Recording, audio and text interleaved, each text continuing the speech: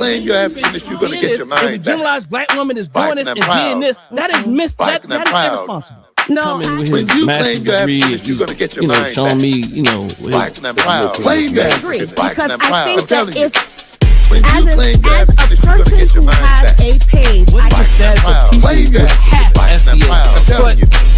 When you claim you're African, you're going to get your mind back. That's why I was laughing because I am claim you're African. I'm not saying the framework doesn't do a thing, but become a part of.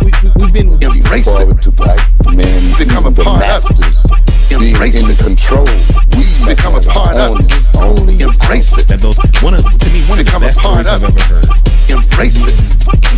When you claim you're African, you're going to get your mind that back. mental growth takes Black place. and You've proud. been misled by leadership, Black for and instance, proud. that I'm think telling you you. can consume. When you claim you're African, you're going to get your mind back.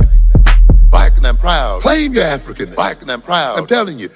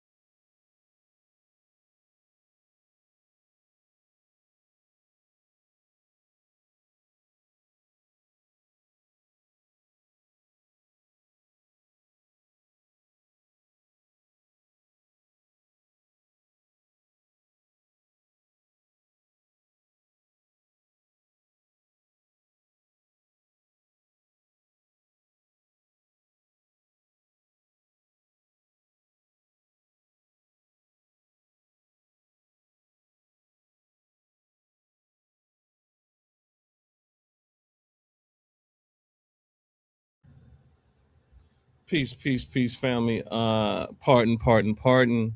I'm assuming you can hear me now. Peace to the family. Peace, Mr. Shavers. Peace, Mr. K. Thanks for letting me know that you couldn't hear me. But yeah, there's been a lot going on in these streets, these YouTubian streets, as the one and only Dr. Umar Johnson says, right? And word on the street that I am a YouTuber, a YouTube revolutionary, one who does no work. I don't even know why.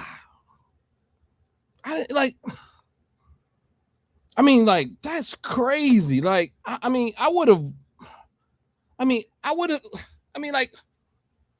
Just Google me, I tell people. Just Google me. I won't even be able to touch the surface of the work I do in a video clip. Not even a 4-hour segment, not even an 8-hour segment. I will not be able to begin. And that is facts. But I'm going to do a little something today. I want to talk about Brother Ankh West, Dr. Mayat, and Dr. Winkler, Dr. Daw, a critique, character, and community work. I mean, because people kept saying to me, like, look, man, he created this narrative of you. I mean, I'm like, well, I looked at the responses to the actual video, and I was like, man, it didn't get much engagement, to be honest with you. Then he I mean, like, you put it on Sinetta's platform. Like, what kind of credibility? I mean, like, do I really have to respond? I mean, like, my question is, do I really have to respond if it's on Sinetta's platform? I'm just being real honest. Do I have to respond because it's Brother Ankh? I mean, and again, as I wrote earlier this week, I respect Brother Ankh in some of the work that he does. I respect Dr. Maya and some of the work she does. But again, let me just read this to y'all. This is what I wrote earlier this week. I said, can somebody tell Ankh West to actually research me before making such idiotic and fallacious claims? I tagged him. I said, I haven't listened to the entire video yet, but I will when I get a moment. Several people whose opinions I respect have told me I need to because they said he attempted to paint a picture of me that those who actually know me find appalling. I put, look, broski. Speaking to Brother, I appreciate some of what you do. And I haven't come for you. In fact, people have asked me why I brought you onto my platforms in the past. And what do I mean by platforms? I mean, Brother, when we had a spot down in the 4x4, I opened it up to him. This spot here, I opened it up to him. Because I think that it's the scientific literacy is essential. I know Brother Ankh can be a polarizing a type of figure, a figure who says things, and I have to keep it a buck. I won't do him like he did me because a critique has to be accurate. Man, I look, Ankh was missing. It's like he just threw paint on the wall. I don't even know what he thought that wasn't a critique. That was an attempt at a character assassination. But again, my work speaks for itself. My work speaks for itself. Family, come in the video, like the video, share the video, share it in your chat. We're going to have this talk. We're going to have this talk with the community. Because, see, no one's above, and I said it, including me. Nobody, look, I know I'm going to get on the platform and people are going to say things like Brother Ankh. That's just off the wall. And guess what? I still haven't blocked him. And if he want to come and break bread and say, I don't trust him too much, but because he was lying. In fact, he called me a liar, and I'm going to show you how he knows that. In fact, he knows that's not true. He said I lied about something, but Ankh was being very tricky the other day. Very tricky, trying to assassinate one's character, meaning me. I mean, like, the reality is, part of it is, like, I'm trying to figure out, did he ever research me? So again, I put here, look, broski, I appreciate some of what you do. And I haven't come for you. In fact, people have asked me why I brought you onto my platforms in the past. And I explained why. I believed your voice had value. I've said the same thing about Dr. Mayat. I have defended Dr. Mayat publicly and privately. Let me say that again. I have defended Dr. Mayat publicly and privately. So I shouldn't even be a threat. I've defended her. And I've refereed between her and some people and I asked people to take certain things down. I mean, I literally refereed, and I was successful due to my relationship with certain folks. I put here, I have defended Dr. Mayat publicly and privately. My critique has never been about the important work she has done or continues to do. And that is not my critique today. I can big up people when it's time to big them up. I ain't gotta. If I'm going to give you an affirmation, you ain't asking me to not do it. So if I'm going to affirm you as I have, did I need permission? No. That's still a critique, even an affirmation. People have come on my platforms asking me, what about Dr. Mayat? So you think that I'm out here, as Brother Ankh says, you'll hear him later, fighting this war, he says. See, Brother Ankh doesn't think that we are at war. I mean, he's clearly an integrationist and assimilationist. I mean, that is my critique of Brother Ankh. I mean, and this is before now, when I listen to him, he believes that somehow that we can do it without any type of revolutionary change. He thinks that going to school and getting a degree and everybody who's not being successful is actually, they just need to try harder. He thinks that getting a certain type of education is going to liberate our people or integrate our people or assimilate our people. And that is what he's about. I mean, he could change. That's a fair critique. I have defended Dr. Mayat, again, publicly and privately. My critique has never been about the important work that she does and continues to do. People can make meaningful contributions, Brother Ankh. Let's get this clear, Brother Ankh. People can make meaningful contributions or just contributions that even look one way, and I'm not even going to go that far. Because people protect Umar. He ain't, look, Dr. Mayat ain't no Umar stat. She ain't no Umar. I put that out. I'll be honest with that. Nah, look, no. There's people with flaws and frauds. I have not put Dr. Mayat in a fraud category. Umar, he's in a fraud category. That is, he's a fraud. Tariq Nasheed is a fraud.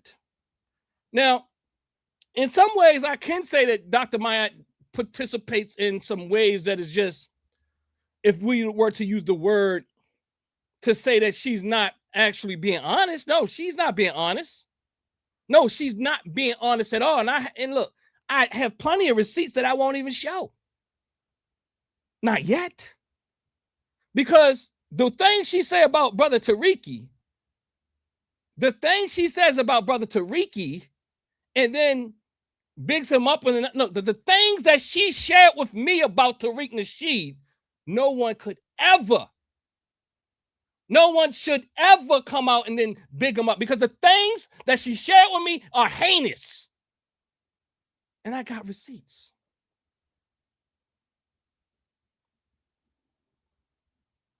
The things are heinous. And I don't even know if I see Brother Unks in the chat, but I'm not sure if Brother Unk knows the things that she shared with me. Brother Unk, nah.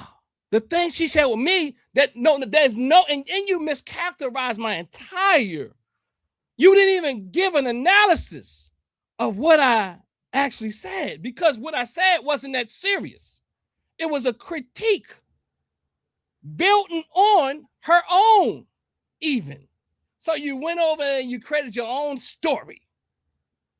He created his own narrative,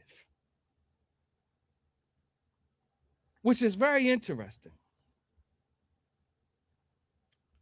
He created, I don't know, I say he's a Eurocentric griot, because he created a story, but it ain't me he's talking about. And he, and Brother Unk, yes, I do know things. I know plenty of things. I know things about you that you don't even think I know. Let's keep that a buck. Okay? What I'm saying is there's chatty patty. People are chatty patty. And you probably should know that.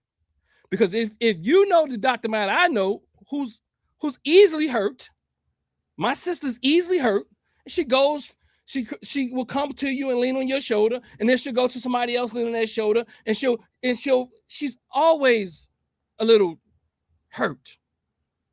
You can't be on social media as strong as my dear sister, coming at people's throats, and then when someone offers up a very balanced critique, now you go cry foul.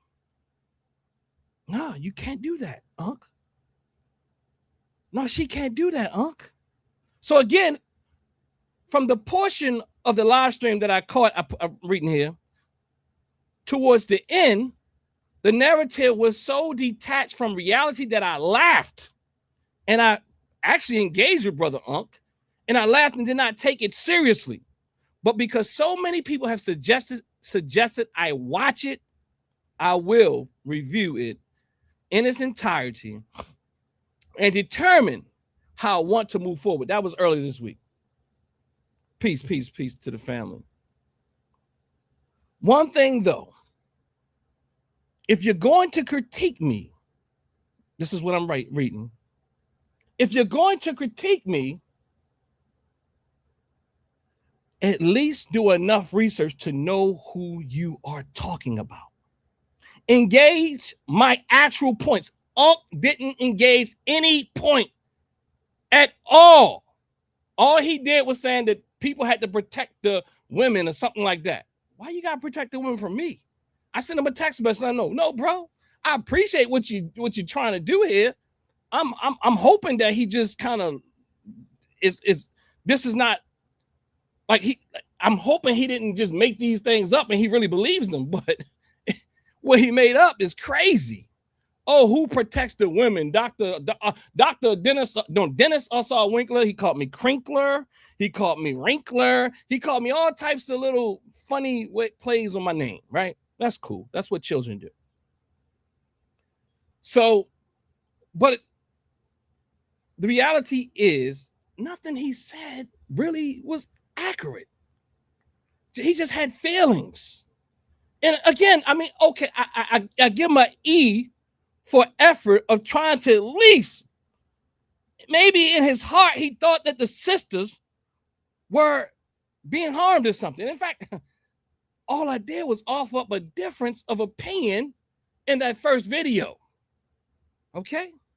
I'm going to show y'all some receipts. I'm going to show y'all some receipts today. And I got receipts that will knock you out of your world that I won't share today. Because I don't want to cause too much friction in this community. But I do want people to know that no one is above critique, including myself. So, look, when you come back to Baltimore next time, let's sit down and talk. You dig what I'm saying?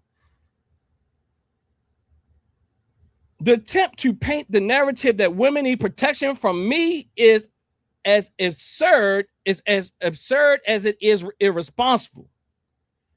In Baltimore, ask about me. Ask the families I've worked with. Ask the organizations I've served. Ask the students I taught. Ask the clinicians I've trained. Ask the brothers and sisters I've stood beside. And ask the people who have walked through the doors of our center. Are you being real? That's what I'm asking Brother Unc. I don't just promote programs. He's like, oh, this person is doing more than you and all this type of thing. Doctor, you jealous of Dr. Matt because she's doing more than you. Ask about me, brother. What's wrong with you? Like, did he really say that? What's wrong with him? What's wrong with this cat?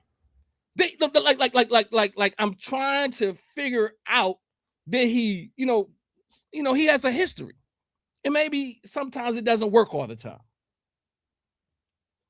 I understand. But I don't know who the hell he was talking about when he made that presentation over there on his station and Sinetta station. I don't know who he was talking about. I mean, he said, well, this is a critique now, this is a critique now. Like, okay, it didn't hurt me. I mean, but the reality is, I don't know. He does it for the algorithm, will be my assumption, right? And that's cool because he often talks about that. That's fine. And I mean, that's how you got to make your living be. So be it. I get it. You know what I mean? If that's how you got to make your living, he called me a YouTuber. Like, come on, bro. Like, I'm a YouTuber. I'm the furthest thing away from just being a YouTuber or revolutionary. Come on, man. Or people aren't putting in the work. They aren't starting programs. I want to let you know I don't create programs. I create institutions. I don't create programs. I build institutions. Now, that's the foolishness. Somebody said Bobby Banger. The problem is the banger part ain't about his debating. From what I know, he banging. Yeah, he just be banging. You know, institutions.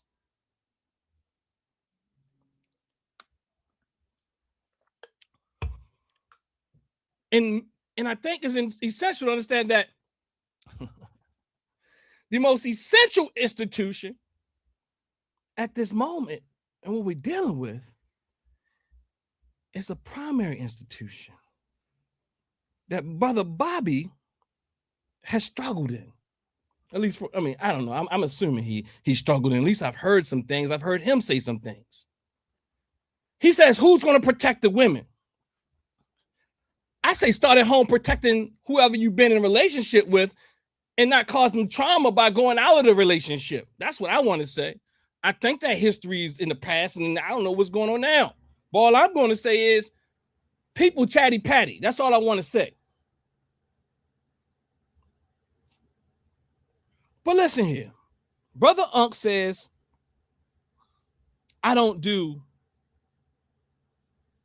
he says that I don't build institutions. I mean, he said I don't build programs. He says people don't build programs. He says nobody builds programs. Dr. Mayat is building programs. We need to protect them because these Negroes ain't doing nothing. They ain't doing nothing, he says. And I'm saying, what? Oh, Dr. Asar is jealous of Dr. Mayat. But listen, Unc, let my dear young brother tell you how I move. He kind of consents that it is true. Like there's this part of me that like people know me, I'm direct, but there's this part of me that I have historically tried to not come across as flat, like I'm the shit, excuse my language. Right. Like you know what I'm trying to say, like, and for people so that people won't misunderstand me or think I'm a charlatan, because I can't stand charlatans. Right. I'm a charlatan, I have a charlatan detector. Mm-hmm. And so I appreciate what you're saying.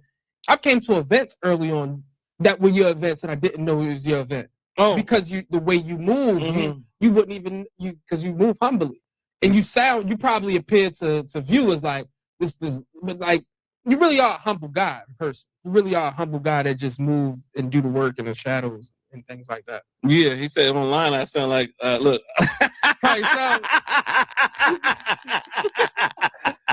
Yeah, because that's facts. That's facts. You know, and so even with, and I'll just tell you, and I'm glad I entered the fight around FBA. Mm-hmm. Just to give you. So Unc said there's no fight. I mean, I get it. He has his framework. His framework is more of an integrationist type of assimilationist. That's fair. He just needs to support that. I mean, there's no problem with him having a different framework. You dig what I'm saying? There's no problem with that. But we have to know people are chatty patty. So again, brother, I mean, I'm just being honest, man. I know a lot. And I'm certain you know a lot too. And I'm being very respectful. So don't make no lies up on me, brother. I'm saying, I ain't even talking about just you, brother Unc. I'm talking about, I know a lot about a lot of people. Look. And it's not really that cute on camera to play games. Like, what do you know? I'm going to just start off with some basic stuff this week.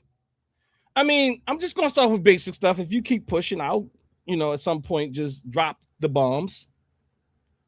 I know you think it's good for the algorithm. I don't want to continue, but I just want to, just end this here. But again, brother Unc, brother, you see that woman there? You see that young man right there? That is my wife. You hear me? That is my wife. The basic, I said I build institutions, Unc. I build institutions. Why am I saying that? Because I've been faithful to my wife. Yeah. I've been in a relationship with my wife for a long time, brother. No, I didn't know. I didn't go out and do anything on her and cause divorces and none of that type of thing. No. I don't know if you can say the same thing. You understand? If you're going to protect the women that you're married to first. Because certain things cause trauma. And again, I know more things, brother, but look, let's keep it clean. I know things, brother Ankh. But look, you see that woman there? That was my wife. That is the primary institution. The woman who I have had children with, the woman who I do business with daily. But you say, I haven't started a summer program. You're talking about a summer program, and I'm telling you, I build institutions. See, something is off when you are putting me up next to people and saying I'm jealous when I build institutions. Bro, I build institutions, bro. That primary institution is at home, bro. You see that young man, that young woman there? That's us. That's us. Primary institution, Uncle. Primary. You see it? We got to get that right first. The primary institution, nation building. You see me back in high school, Uncle? I know I'm a little too fresh for you. I know you. You see me back in high school, Uncle? Me and my wife, same woman. 16 years old we met. Been a Pan-Africanist. My wife's from Jamaica. This ain't new to me, Unc. This ain't new to me, Unc. I've been doing this for a while, Unc. So, Unc, I've been with that lady for a long time, Unc. I've been with her. And still with her, Unc. Not messing up the family institution. Protect the women that you live with first. You can't be out here protecting other women and you haven't protected your sacred union. Oh, but you atheist, so, maybe sacred makes you, it doesn't work too well for you. But that union. You know what I mean? So, Unc, what I'm saying is, Unc, I'm not new. This is my dad, man. I was birthed in this community, Unc. You think what I'm saying? This ain't new to me, Unc. You see my father with his cool, you see my father being my best man, one of my best men. Unc, my father raised me right, bro. I respect women. That's the first key principle thing he taught me, to protect the women like I protected Dr. Mayat, and still will protect her. But that doesn't mean that I can't critique and say we need to do better. Let's not mix up the signals, brother. No one, I'm sorry if Dr. Mayat is God to you, nobody's above it. And you say, here you go, Winkler, I critiqued you, try this. Like, okay, good. It was a horrible job. Come with something actual, factual. You dig what I'm saying? And you know why I'm going through these things, Unc. I just want to let you know, brother Unc, that man raised me to be a man. That man raised me in this conscious community. That man told me to protect women. He taught me to protect women starting at home. That man and my mother set a model for me to understand what marriage is like through all of it. You dig what I'm saying? But I'm going to move a bit here. And I want to go to Brother Unk's video because to me, it is absurd, the things he said. And to me, again, I talk to people, they say, you probably should respond. I was saying, well, I don't know if I have to give him a response because why do I need to give Unc a response on this fallacious video he put out? The video was horrible. It was lies. Just lies. So let's see what we have here. Let's see what we have here. Let's see. Let's go into the video. Let's blow it up a little bit. Let's play it. So this is up, y'all. It's coming in. Bobby Banger. Bobby Banger coming in, y'all. He's gonna turn his hat back.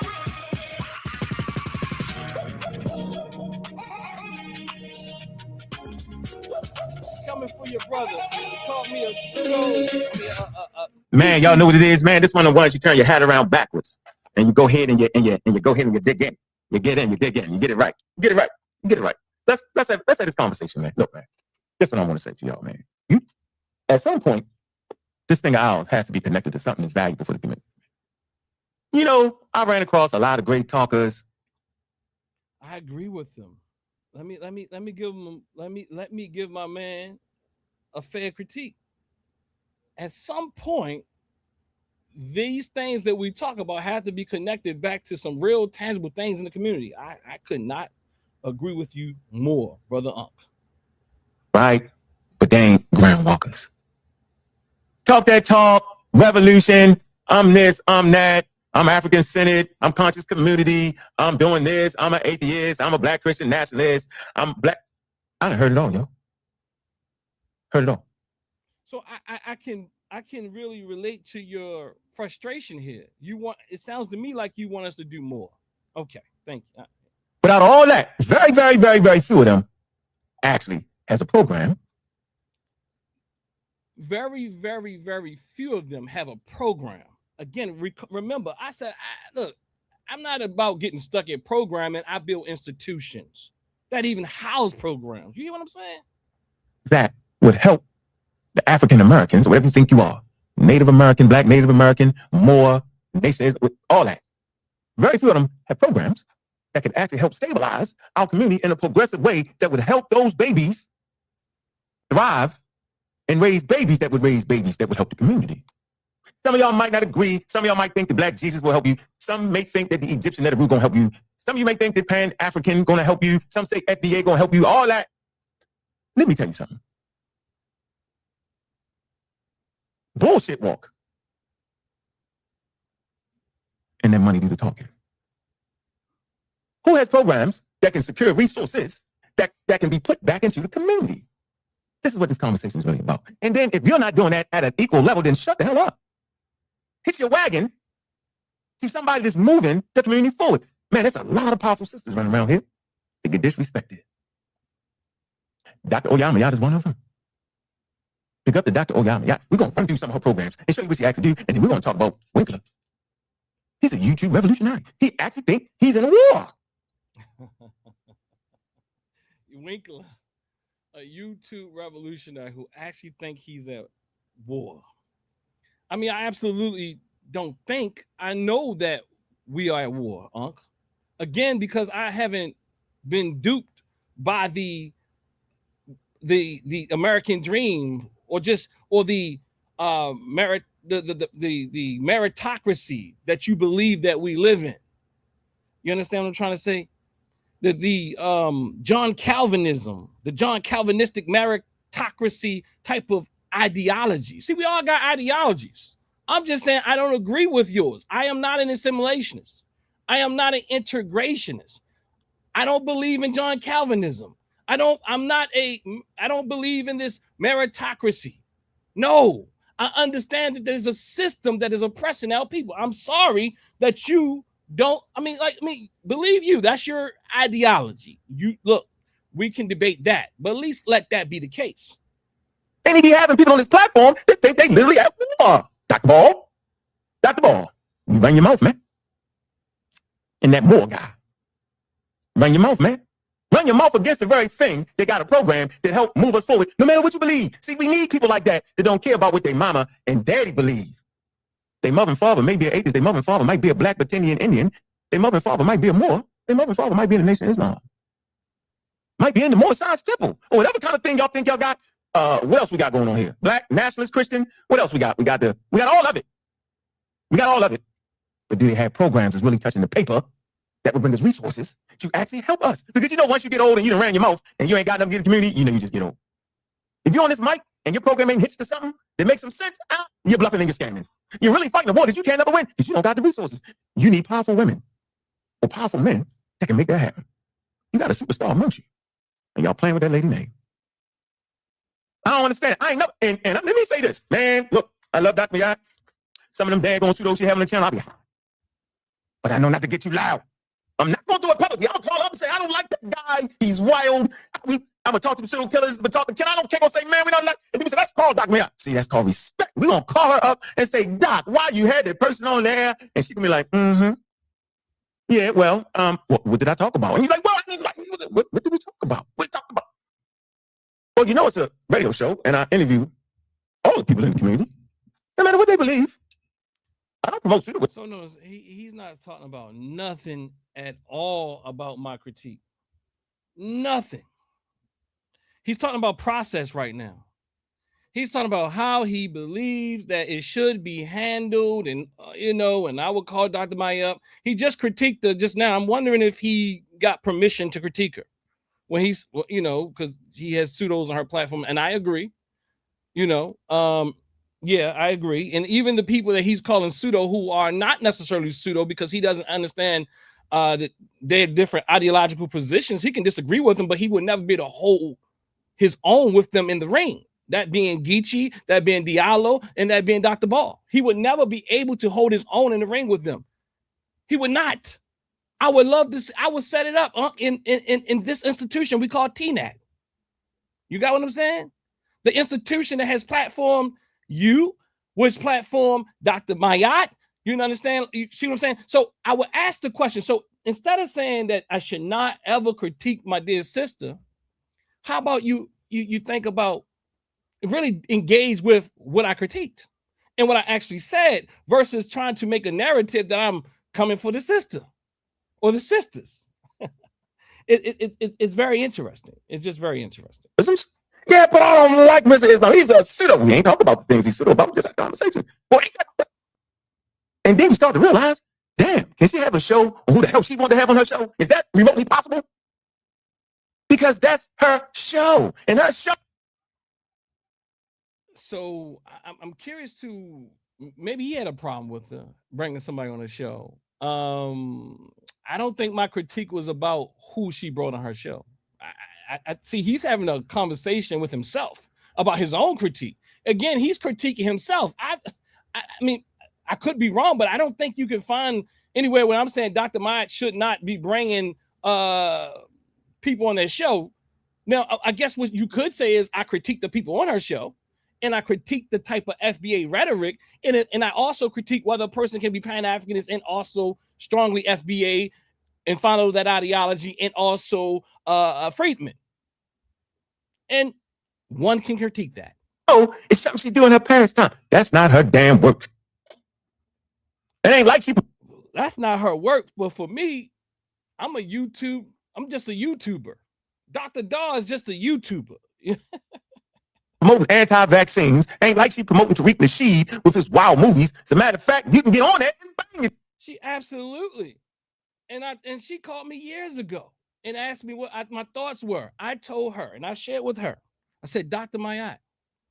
She said, what do you think about me going over to Tariq Nasheed's show? She said that to do the documentary.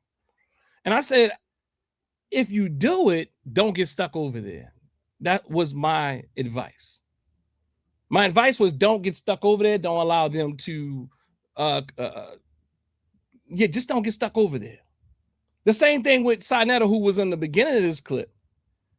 I actually talked to Dr. Mayat because Dr. Mayat was on a show with brother Sinetta, and Sinetta literally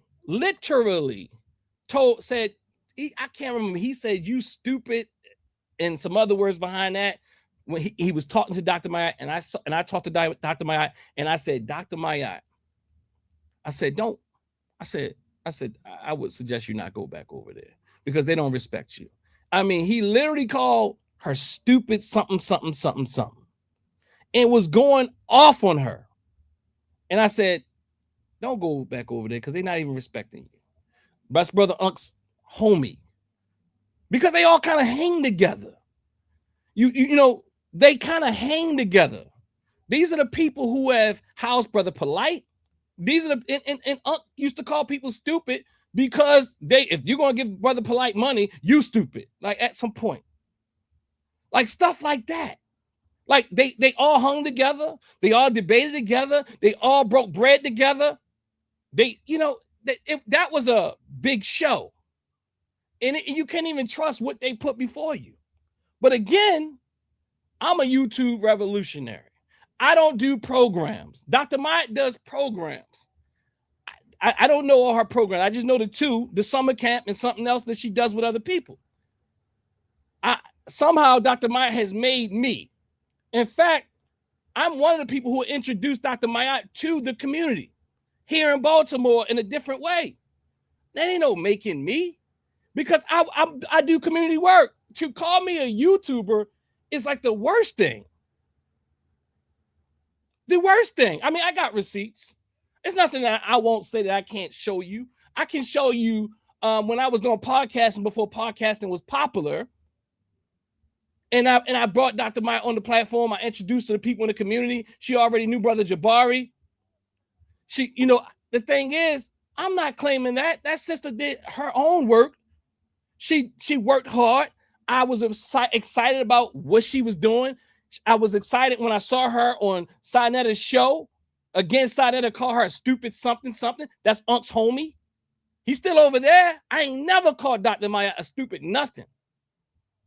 Now he says, well, she act like when I said, well, she acting like a little girl, getting mad, I'm having a tantrum. That's what I said. She had a tantrum. She did, because I offered up. You're going to see the receipts. You're going to see the receipts. You're going to see the receipts. He says that I never called her. I never communicated with her and all this type of. He called me a liar. I said I communicated with Dr. Myatt. I did. You'll see the receipts. You'll see the receipts. And he's not even telling the fair side of his story, because the reality is he called me up and asked me just to take the names off of it, because you know how sisters can be. And I said, well, I'll think about it. I talked to some people. They said, you know, that's not a bad thumbnail. You know, do your thing. I consulted elders.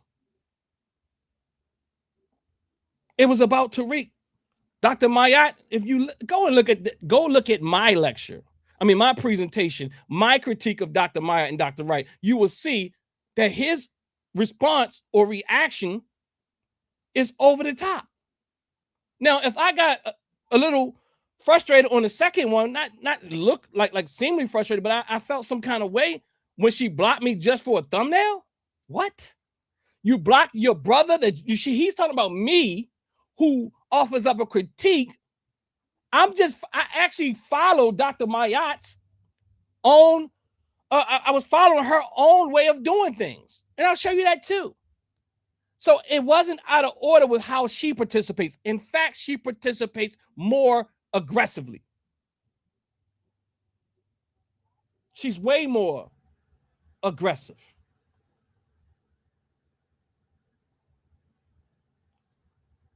I don't know what Cedric, the pseudo killers are in the building. That, I hope they can use their critical analysis. And not be caught up with personalities. But again, let's go. If you want on Tariq Nasheed, now that's different. You can't make her do something that you can't do your daggone self. What happened? Yeah, people can do what they want to do and how they want to do it. Well, hold on. Remotely possible? Because that's her show. And her show is something she's doing her past. Again, I never said anything about Tariq Nasheed coming on her show, none of that type of thing. Now, the stuff they said on the show, I critique. Lord Abba. Last time. That's not her damn work. It ain't like she promoting anti-vaccines. Ain't like she promoting Tariq Nasheed with his wild movies. As a matter of fact, she absolutely is promoting Tariq Nasheed in his movies because she's in it and she's the face of it many times. You can get on that and bang if you want on Tariq Nasheed. Now that's different. You can't make her do something that you can't do your daggone self.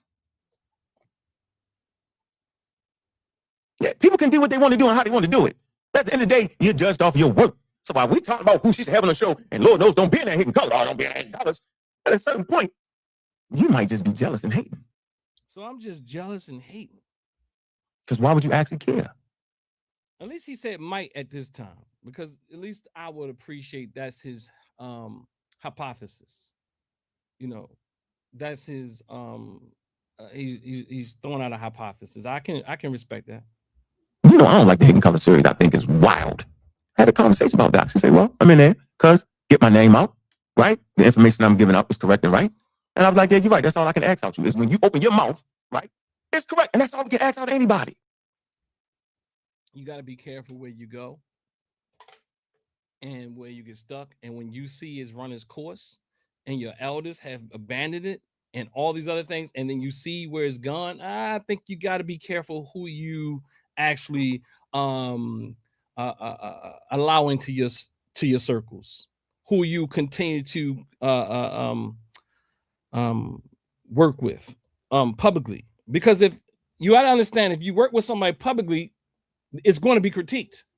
So if it wouldn't be no issue if anybody could critique the thing. So the fact, yeah, she can work with who she wants. I can work with who I want. Just like you critique Dr. Ball. Me bringing Dr. Ball, me bringing Geechee has never been over here, I don't believe, but Brother Diallo has been over here, and I appreciate some of the things that they say, a lot of the things they say. I don't agree with everything they say. And then, look, I'm gonna show you how y'all call a kettle black, too. Let's keep going. But if you're on a warpath with Tariq Nasheed, don't drag that lady into it, because that lady gave Mr. Asar Winkler plenty. You see how he called me? What do you call me, Twinkler? Of Mike's space to say what he wanted to say about Tariq Nasheed. And that's exactly what she offered me enough mic space to say, because she knew that I was going to say things about Tariq Nasheed, because she has some things that she wants to say about Tariq Nasheed that you might not even know, that is the reason why I responded. And because people have also asked me what my responses were. And I protected her then. There was a brother, forgot his name, Napi, or somebody came on my platform. I said, nope, I correct anything that is incorrect when they try to say things about her. Still to this day, I will not say anything that is incorrect about her. No, not even you, Unc. But you know. And then the nigga wonder why he blocked on all you blocked, because you had a phone number and you never called her. Disrespectful for somebody you consider your friend, and then you lied about it. Yeah, you lied. I'm lying about what? Okay, let's back up. I'm going to switch gears a little bit, right? And I'm going to cover a few things that he said. He said something about programs, money. He said something about lying and said I lied. If you go back to the video, I never said that I called Dr. Mayat. I said I communicated with Dr. Mayat. And let me show you something real quick before I even go there. And I'm going to show you how it's in accord with what she does. Dr. Mayat, I did nothing different than what she does. This. First of all, I did reach out to Brother Tariq, Top Flight TV. Oh, why didn't y'all bring on Tariq to discuss this? First of all, I did reach out to Brother Tariq. I don't think they understand how I move. Exactly when we had this is them critiquing and bringing on someone who's going to critique actually Tariq Nasheed's documentary, the hip hop documentary. She brought that brother Cologne on, and he has been coming for Tariq, and I can't remember the title of this, but it's like Cologne responds to Tariq or something like that. And so she's telling you now that she reached out to him, but keep listening. At review of Lord Jamal's exchange with Professor Dave, I reached out to Lord Jamal and told him that we were going to review it and invited him on the platform. Okay. Brother Tariq Nasheed, I text that brother and I told him Dr. Cologne was going to be a. So listen, she said, what? She said, I text that brother. She said, what? I text that brother. She texts Tariq Nasheed to tell him that they will be responding to the documentary, and she texted him. Told him that we were going to review it and invited him on the platform. Okay. Brother Tariq Nasheed, I text that brother. And I told him Dr. Cologne was going to be a guest on this platform to discuss his position on hip hop. Okay. So she texted Tariq Nasheed. She reached out to Lord Jamal. She did that, right? So, okay. So Ankh says, I never called her. So who, everybody gets to determine the mode of communication. Who like, you get to determine the mode of communication, right? Is that what it is? Like, Ankh, you get to determine the mode of communication and how I talk and who I talk to and how I do it. And that's what I'm picking up on. So you said I said I communicated with her. You said I'm lying. You said he said he called her. I never said I called Dr. Mayat. I said I communicated with her. And it was quite in accord with what Tariq Nasheed did.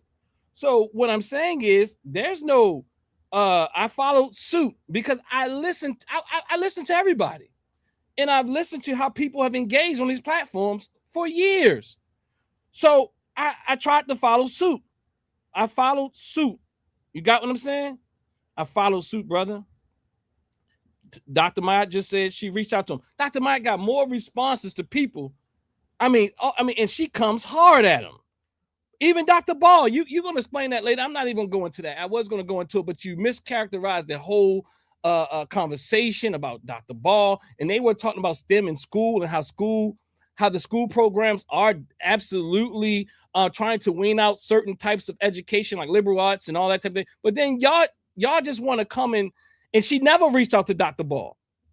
She never reached out to Dr. Ball to tell him that she was going to do a critique of their conversation, him, Geechee, and Diallo's conversation around STEM, the one that you showed and you kind of match it and whatever. They never said anything about her, but she responded to the video.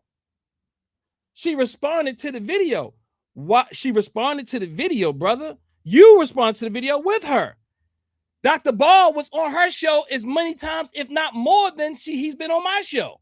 He's been on my show twice. He's been on her show at least twice. So you saying this is the people around Winkler. He's been just as much around her. In fact, not only has he been around her on 2 interviews, and she also responded to him twice without letting him know. And I think one time he said she sent him something right before the show. The second, when y'all responded, no communication at all. But she then asked me, when I told her I was bringing Dr. Ball on my show to talk about PSYOPs, she said, Doc, I need to be a part of that. I need to be down with that. Can you get him on my show? And I did a whole thing where we agreed to some things. Dr. Ball backed out in the last minute because he felt like Dr. Mott should have reached out to him. She still didn't reach out to him after y'all 4 or whatever, done a critique of him that he never mentioned her name in. She never reached out to him, but she wanted me to put together this thing where we all 3 do this particular show, this episode. And she said, I didn't say too much, but y'all came hard at him. She also had his book in her book club. But again, all right, let's do it. All right, so this is my communication with Dr. Mayat. You all can pinch it if you're on your phone, if it needs to be bigger, right? You all can pinch it if it needs to be bigger. Let me see if I can do something a little different though. Hold on one second, because I was trying to, let me see something real quick. Hold on, let me take this off screen so you won't see her number. Let me edit it. Let me get her number real quick. Okay. All right, so this is what I'm gonna do. All right, so Dr. Mayat. Okay. All right. Oh man, it's not working. Hold on. Okay. Hold on, I know what I'm gonna do. I'm gonna just key search a word. I'm gonna key search a word real quick. Okay. Um. Okay. Let's see here. Here you go. All right, I got it. It's better this way. All right, so let's do it. Okay. So make sure I got everything right.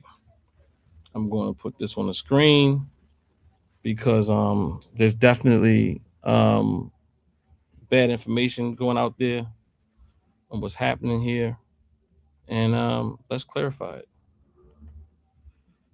So this is my text thread. Hold on, let me move this over.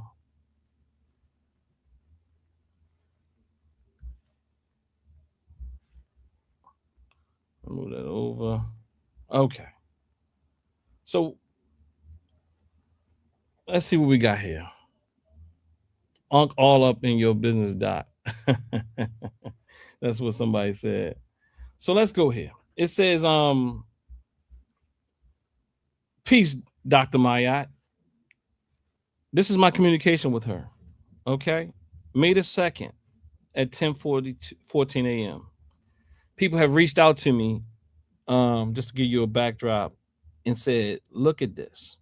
And I had been chewing on it for a while, and then something else came. I said, oh, I have to respond at this time. I literally was holding off on responding to Dr. Mayat. That's the honest truth. So I said, peace, Dr. Mayat. I want to give you a heads up that I'm going to have a breakdown of certain points from the discussion you and Dr. Wright had about Tariq Nasheed on my show, on my show. This is just a different conceptualization of the same experience that I need to speak on publicly from a conceptual lens, as I typically offer up, and in a respectful manner. His respectful conversation hasn't changed his approach at all. This is what I'm saying to Dr. Mayat, because they was talking about how respectful he was, all this and all that. And I got to be honest, like at this point, Dr. Mayat has told me so much bad stuff about this guy. Just her response with Dr. Wright, that was like crazy. The things that Dr. Mayat has told me about Tariq Nasheed, you would understand why I had to respond. Also, so the thing is, I have to respond because I understand already not even just what she told me about him, just how dangerous he is in general. But the thing she's told me about Tariq Nasheed is way, way bad. I mean, bad. I mean, so bad.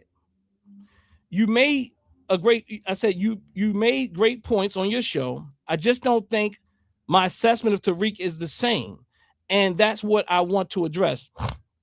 Y'all say you had a good conversation with him, and that's just an ideological or political disagreement. I think it's something deeper than that. As much as that conversation came across respectful, we can't ignore the constant disrespect publicly. And speaking about him positively almost gives him a pass for those influenced by our words as leaders in the community. I respect personal relationships with people, but we have to consider the broader message sent to our community when we speak about figures like Tariq Nasheed. What concerns me most is that his tactics and behaviors are designed to trap people in his rhetoric rather than see exactly what he's doing. He uses tactics to avoid accountability, like claiming Pan-Africanism is funded by white people, which leads people to conclude he's saying they created it, then denying he ever said that when confronted. That's what they talked about. But they never, my assessment is, yes, he said he never said it, but you have to understand how he kind of set it up in a way to say that white people funded Pan-Africanism, and he just went down the list, and this is what my critique was. and I responded to the video. It very balanced, said how Dr. Mayat and Dr. Wright did a great job and all these type of things. And basically, Ankh even, let me tell you what Ankh did. In Ankh's response, he didn't even change, like because my critique was so balanced, he went ahead and didn't even play my critique at all. He didn't play my response. He just went to that. He started off with my video. He didn't let you hear my own words. He then went over to Dr. Mayat's channel and played their video without me on there, and then made his own analysis, which is, I don't know if to me it could come across a little shady, a little disingenuous. So again, the claiming Pan-Africanism is funded by white people, which leads people to conclude he is saying they created it, then denying he ever said it when confronted. You know, as I know, he is definitely not a great guy. I'll handle it conceptually and respectfully, but our community needs this conversation. Much respect. Much respect. Okay, so that's how I started started off. That's how I started off. I sent her a text message, right? So, you know, I could tell she was touched by her response a little, but she was, you know, still, she was all right with it. Good morning, Doc. Thanks for sharing your thoughts and giving me a heads up. You could have called me. I texted her with my thoughts. Now, I know Dr. Mayat, and I wanted to text her so that my thoughts can be clear. I've been in conversations with her. She will cut you off. She will cut you on. She will be debating you, fighting you, like doing all types of things. And I'm just saying, that's a fact. She'll tell you that. So I got my words together and I put it in writing format so they won't be misconstrued either, so that she can clearly hear exactly what I said. But Uncle saying I didn't communicate with her, I didn't call her, and she's saying here, oh, thanks for sharing your thoughts and giving me a heads up. You could have called me. I knew that was that was just like, oh, I'm going to say this, you know. I got to find something wrong with it. I sent you an entire long message. I'll call you in a few minutes to discuss, she says, what you wrote. That's what she said. Now, I knew that, like, I don't typically just call Dr. Mayat. I always text her. I have lots of text messages between she and I. This is our normal mode of communication. I don't typically call people in general. You can ask anybody. I typically will text them before I talk to them. So now Dr. Mayat says, good morning, Doc. Hold on. I'm sorry. She says, okay. All right. So now then she sends another message. Greetings, doctor. I'm attending an event until 3 p.m. and we'll call you once I leave. However, I do want to state that Dr. Wright and I did not in any way exonerate Tariq's character, words, and actions. We disclosed that we had a respectful engagement with him. If it was something otherwise, I would assure we would have said so. Now, she did in her videos, like, people be coming for Tariq. Like she doesn't know why.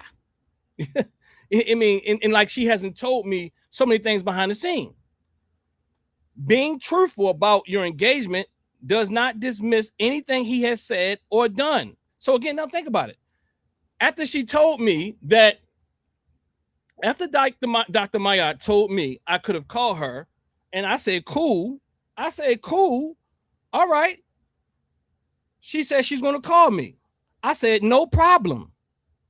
No problem. You see here, no problem. Then she let me know that she was in an engagement. She couldn't talk. And then she started telling me, you know, she can assure me that, you know, that that didn't happen or this didn't happen. But again, Dr. Mayat sent me a message and said she was going to call me. I'll call you in a few to discuss what you wrote. I said, no problem. Now, it wasn't going to change regardless if she talked to me. It wasn't going to stop me from communicating or responding to what was public. I was going to respond to what was public. I said, she says, I understand and respect your position and approach. I hope you will do the same. She's never told me not to do this. She says, I understand and respect your position and approach. I hope you will do the same. I said, no problem about to meet with my father and the fam now anyway. It is his 70th. Oh, okay, I'm talking. My lips, y'all. I'm tired. His 70th Earth Day. This is a conception. I'm trying to assure her it's not going to come for her like badly. This is a conceptual analysis, no different than what I do. We may disagree on some things as far as how it lands on the community, but I have to be respectful and consistent with my analyses. We'll talk. So I didn't talk to her, he says. She actually said, I understand and respect your position and approach. I hope you will do the same. She never said not to do it. Now, let me show you how it gets. Then I'm over there with my father, and I started seeing some text messages just starting to come through rapidly. You know how you can see the person typing on their keyboard. And you can tell that they kind of like typing. And I was looking down at it, and then she says, I would expect, she says, she responded to me, I wouldn't expect or ask otherwise. I do, however, expect accuracy. Again, that doesn't sound like Dr. Mayat told me not to do this conversation. It's not like she didn't tell me to not communicate. I communicated with her. Ankh said I didn't talk to her. I didn't call her. I'm not protecting the sisters. Dr. Maya is a public intellectual. She will be critiqued. And she has been critiqued harder, even by Ankh's homie, Sinetta, who called her stupid. I would never call her stupid. Never. She's not stupid. She's not stupid. She's actually really intelligent. I would never call Dr. Mayat stupid. She's actually really intelligent. So let's go back. Please be reminded. Okay, then she's look. Then she says, let me say it again. I wouldn't expect or ask otherwise. I do, however, expect accuracy. And then a few minutes later, she says, please be reminded that my organization will be at TNAT this upcoming Friday. Like somehow she just threw this in there. From 6 p.m. to 8 p.m. She ordered it. She was going to cater a meal at TNAT. And so she said, please be reminded that my organization will be at TNAT this upcoming Friday from 6 p.m. to 8 p.m. Somehow this just kind of showed up in the middle of it in a matter of seconds. Then she says, I will reach out to your wife tomorrow about the menu. Have a great time with your father and family. I wish him many more birthdays and good health and spirit. Now, there's some assumptions I have here. Just please be reminded that my organization will be at TNAT. And then listen to what Ankh is saying. I mean, it kind of solidifies some things. I won't even assume there. I'll just let you all kind of you wrestle with that on your own. Then she says this. She says, this was all in a matter of seconds, y'all. This is not a good look. The optics look crazy. Never expected this from you.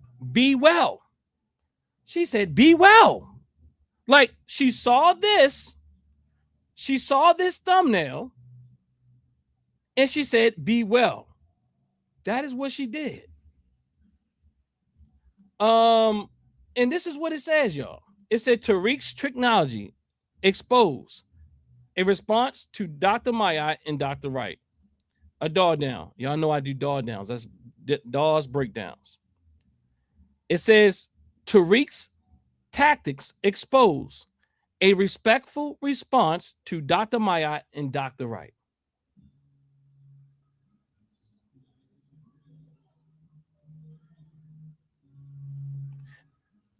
Tariq's tactics exposed. A respectful response to Dr. Mayat and Dr. Wright.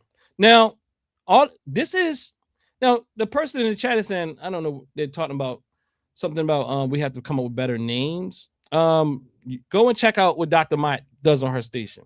I follow suit. And it's actually much more aggressive. I says, this is about Tariq. A respectful response to Dr. Mayat. I don't know what they're saying, Kent. Okay. So then at the bottom, look at the bottom. She saw this. She says, this is not a good look. The optics are crazy. Never expected this from you. Be well. And then she sent me this. And then moments later, she says, we won't be there on Friday. Be well. Be well means she's done with me. Because the next day I woke up and I was blocked on all platforms. Now, Ankh is asking me, who does this to their friend? Now, my friend could have asked me, if she's my friend, brother, Dr. Asar, just look, she could have gave me a chance to say, I don't like this thumbnail. She could have said, I don't like this thumbnail. And I would have considered it. But this is what she did this is what she did. She went and told me that please be reminded my organization will be at TNAT. Like, to me, I ain't gonna lie. That sounded a little like, she's trying to leverage some stuff. Like, she just threw this in there. This upcoming Friday. And if you know anything about me, look, I'm good. I'm good. Look, I've been good a long time. I'm good. You know what I mean? And plus, I stand on my standards and money will never get in the way. Look, I just thought that was pretty interesting. In the middle of this conversation, someone says, please be reminded that my organization will be at TNET this upcoming Friday from 6 p.m. to 8 p.m. I will reach out to your wife. Now, to me, in the middle of this thread, and then next thing you know, the next thing you do is send me this and say, you're done. Be well. I never expected this from you. Be well. Your homie. She never said, well, Doc, look, let's do something with this thumbnail. And she know that I have worked on behalf of her to get Tahaka Bay to change his thumbnail with her face on it. And I mean, I fought with Tahaka Bay for days. And Tahaka Bay is not the easiest person to try to get to do something. I struggle with Tahaka. Tahaka is not the easiest person because Tahaka feel like he's been smacked in the face when, I just let him talk on his own thing, but he feel like he's been smacked in the face. And even what I'm telling you that she told me about Tariq Nasheed, she also told Tahaka Bay that on the phone one day when she was down in my restaurant. I was on the phone with Dr. Mayat. I came downstairs and Dr. Mayat was in the restaurant supporting. She works not too far from here. And I was like, hey, I gave her a hug. She likes her fried vegan wings and all that type of thing. Hold up. Did she get? I don't know what she gets, but I think that's one of the things. I could be wrong, but might be lentils. But nonetheless, she's come past on the days that she goes to work. Sometimes and she sits here. Sometimes I come downstairs. We chatting it up the same type of way, in the same kind of way. She asked me to bring if we could do the Dr. Ball thing together. And this is after her and Ankh. And I won't even go into the video because, I have Ankh video was crazy. Y'all just going, if y'all want to watch it, go watch it. But Ankh said so many crazy things, like I'm coming for the sisters. And if Dr. Maya would be honest, she would know that I have fought for her when young Pharaoh was taking her to court and saying she wasn't a real doctor. When she took young Pharaoh to court for being crazy, he was crazy. Now, what I did is not the same thing. I actually offered up a critique. What Pharaoh did is more what Ankh did in response to me. Made up some stuff. I went to court with Dr. Mayat. I hardly knew her years ago because I wanted the sister to feel supported because this crazy guy, Pharaoh, I wanted her to feel support, masculine support. And I went to court with her. I just showed up. And I mean, that's a story there that I won't tell either. But I went there. She never asked me. I went there to support my dear sister. So the fact that you can see, and I fought on her behalf. I fought on her behalf when it comes to Brother Pharaoh, and Brother Tahaka Bey. Tahaka Bey, he's my man. Dr. Mayat, she's my homegirl. Nah, I was trying and I tried to mend their difference. Dr. Mayat told Brother Tahaka the same thing she told me, but I got that in text. The thing she told me about Tariq. Crazy. I was surprised she would even send it to me, honestly. It's crazy. I mean, very crazy. And the stuff that was in that text message, if you saw what I saw, there's no way you could be bigging up this guy. You know what I mean? There's no way you would never utter the things that was uttered out of her mouth, even on that show. That was strategic.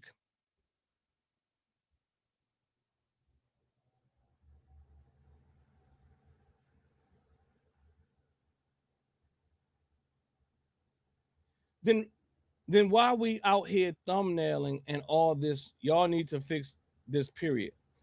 Cedric, I mean, I don't know what you mean, but I wouldn't disagree with. But look, she threw away a relationship with her dear brother who loves her because of this thumbnail. She was done. Now, up to the point she told me, oh, you could tell she really wasn't really feeling it. And then then she texts this, and then she texts this, and then she texts this, and then she threw this. All this came very rapidly. And then she said, we won't be there. But then be reminded that my organization will be at TNAT this upcoming Friday. So to me, I think she thought that was going to leverage me. I don't think people know me. Look, I promise you that no dollars will ever change the way that I move. I promise you. Look, no dollars will move. No dollars will change the way that I move. Ankh is talking about, oh, he got off the boat too quick. Oh, she about to get this grants because ain't nobody in that conscious community ever giving her $1 for these camps. Again, nobody has given her, man, the conscious community here in Baltimore has supported her in so many ways. And we continue to support her. Now, I didn't even know, again, like I said, that she was looking for any money. I didn't know she needed money for her camp because I thought lots of times it was funded with grants and things or by Morgan or something like that. These are camps. He's telling me, who else is putting out programming? And I'm telling him I build institutions with programs in it. Like, what kind of crazy question is that to ask me? And now you juxtaposing her next to me and saying that I am jealous. Bro, you must not know about me. Like, you can't know about me and then say something as foolish as that. Like, he was like, yeah, he got a little business. He must not know that this is more than a business. He must not know that this is a whole organization. And out of the organization, the business came about. I've been a business person for a long time. That is my skills. That is one of my skill sets. So let's talk about it. I'm going to show you hypocrisy here. The hypocrisy is that, you don't have to protect my dear sister from me. She is not above critique. I understand you're not in this community.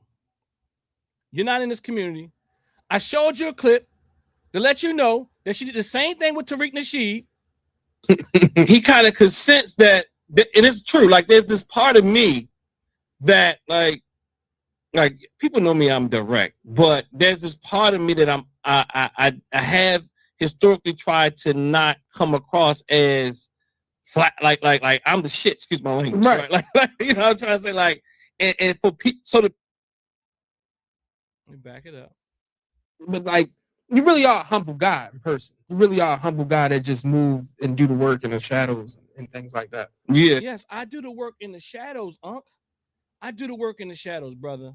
I mean, I can see why. I would imagine you as a researcher would have Googled me before you started saying crazy stuff, though. Like, I mean, it's pretty bizarre to me that you get on here and you say who's working with the children, who's funding the children. Let me go back. Let me go back to Unc real quick. Hold on, let me see something real quick. I think I got something else I want to show you all. You know what? Well, I'm just gonna say it like this. This is what I wanted to show you again. I want to remind you of this review of Lord Jamal's exchange with I move. Before exactly when we had that review of Lord Jamal's exchange with Professor Dave, I reached out to Lord Jamal and told him that we were going to review it and invited him on the platform. Okay, brother Tariq Nasheed, I text that brother and I told him, Dr. She texted him. I text her. She texts me. I mean, she texts him. I text her. I text her all the time. She texts me all the time. She said she's gonna call me. She asked me why didn't I call her. She wasn't even available. I understood the little BS, the little defensiveness already. I got the defensiveness from it because she was like, well, okay, thanks for letting me know. You could have called me. Okay. But then she goes down this list and she gets to the point where she's like, well, you know, be mindful that I'm going to be at your establishment that Unc just called a little kitchen and a little space, his little business that got herbs in it. And the herbs within the business, there's scientific data to support, because I'm a mental health clinician, Unc, and there's scientific data to support that certain herbs do help mitigate certain mental illness or the severity of it. Look, I know, don't think that herbs don't do nothing. I know you know this because you used to come for it hard, but then you realize there is some scientific data because food, mind, the brain, your gut, everything is connected.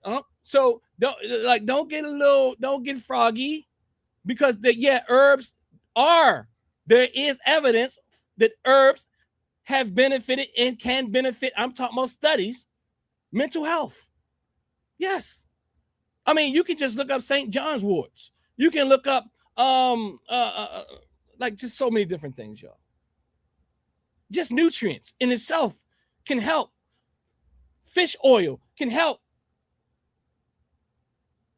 Fish oil can help.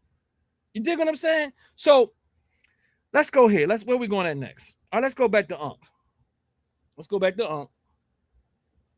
Yeah, actually, no, you didn't talk to that lady before you went live on the mic. Supposed to call her, man. I ain't go to that lady before I went live on the mic. I was supposed to call her. Y'all saw the entire conversation right there. I was going to go live regardless. If she was available, I was waiting for her. You saw that. She didn't call me. She just at the point saw the thumbnail and said, I'm out. I'm not coming to your business. I don't know if that was supposed to be the way that I was going to change the thing. Maybe she thought that maybe that's her way of saying, I'm out. Look, I'm done. Blessings to you. Be well and all that. That was supposed to be the way that I'm supposed to just not do it. Unc called me. Again, Unc called me. And Unc again asked me if he can be honest. I don't know if he can be honest after watching his video. He asked me, what's on with you and Dr. Maya? I said, nothing. I said, what's up or something like that. He said, well, yeah. I was like, no, I'm going to do the little thing. You know what I mean? It's just going to be a critique. And he was like, oh, okay. But what's going on, though? And I was like, well, she bigged up this brother in certain way. He's like, I can't stand that NIGG. He ain't know that. And he was like, hey, I understand it. I understand why you're going to do the critique. But then he said, man, but please, man, just take the name. He said, could you just take the name out the title? Because you know how women are. That's what he said to me. Now, if he could be honest, I don't know if he can be honest at this point because he made up an entire narrative. He's a Eurocentric griot. He's a storyteller. He makes up his own narratives. I don't know what's going on, Unc. Why you do that, bro? Because you're supposed to be real careful and make sure that you don't mess up that community work. Because she's doing real community work. She ain't just a talking head. She ain't fighting a fake revolutionary. There has been a problem in our community that needs to be solved. Y'all know what it is, man. It's low numbers for African Americans in STEM, man. No matter what you believe, no matter how you're thinking, there's always a place for African Americans in STEM. 1, so they can take care of themselves. 2, they're going to benefit the community. 3, you're not making it in this natural world without STEM. Now, you can play this game if you want. You can call down the prayers if you want. At the end of the day, it's going to be based off of you understanding nature. And last time I checked, the only way that we can understand nature is to understand the phenomenon that nature produces called the natural world and the things in it. We have to be able to compete on that level. And for the men around it that hate that process as well. Oh, they talk that talk. We're going to show it today. And it's a fair critique on Mr. Assault Winkler. Respectfully. That's how they do it. Respectfully. Yeah. Wild platform.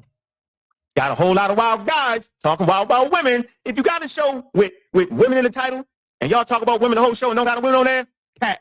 Who is y'all? And who talked about Dr. Maya? Nobody. When he talking about y'all talked about her, I don't think Dr. Ball has ever. I could be wrong, but I don't think Dr. Ball has ever responded to Dr. Mayat, nor y'all little ambush of a critique, which she thought was okay, and she had brought him on her platform several times. They're colleagues, but somehow there's a double standard here. In fact, mine was more balanced. When y'all came for Dr. Ball, y'all was creating a narrative there too. I mean, because he never mentioned her name. And and there's another clip where Dr. Maya gets so upset at Geechee, she kind of just kicks him off the platform. I'm just saying. The behavior is, you can see Dr. Maya's behavior. Anybody can see that she gets angry and she goes off and she has a tantrum. He had a problem with me saying that. She says that. She says it. She talks about it on her own platform. And I'm telling you that this is another one of them situations where she did this to me. She had a tantrum. She had tantrums with almost like so many people. I won't even begin to tell you how many people in this community that she has gone off on in ways like I'm gonna pull up on you. Pull up. Like, yeah. Deanna, like, yeah. Like, and look, I trust that she will pull up. I trust that she would. I mean, this is not something that's a one-off. Dr. Maya has a problem. She gets frustrated with people, and then she tells them, pull up. I'm going to pull up.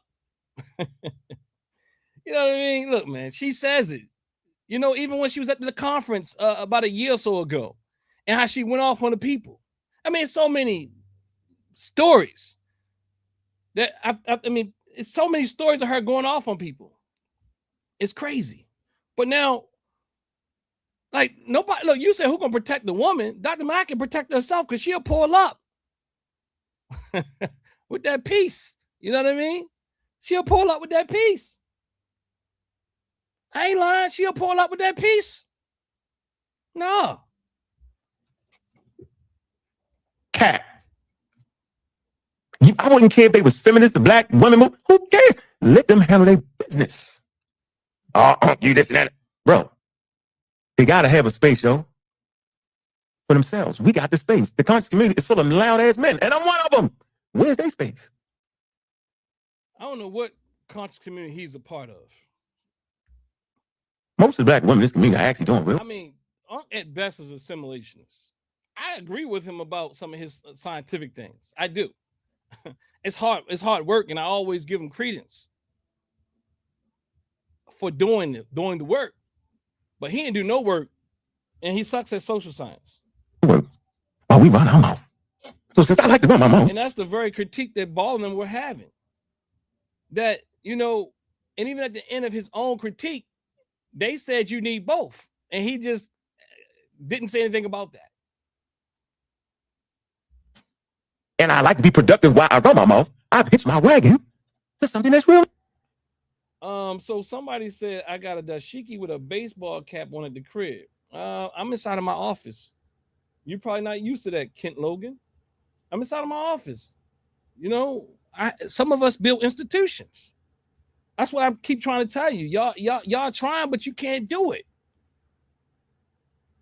And what's wrong with a dashiki and a baseball cap?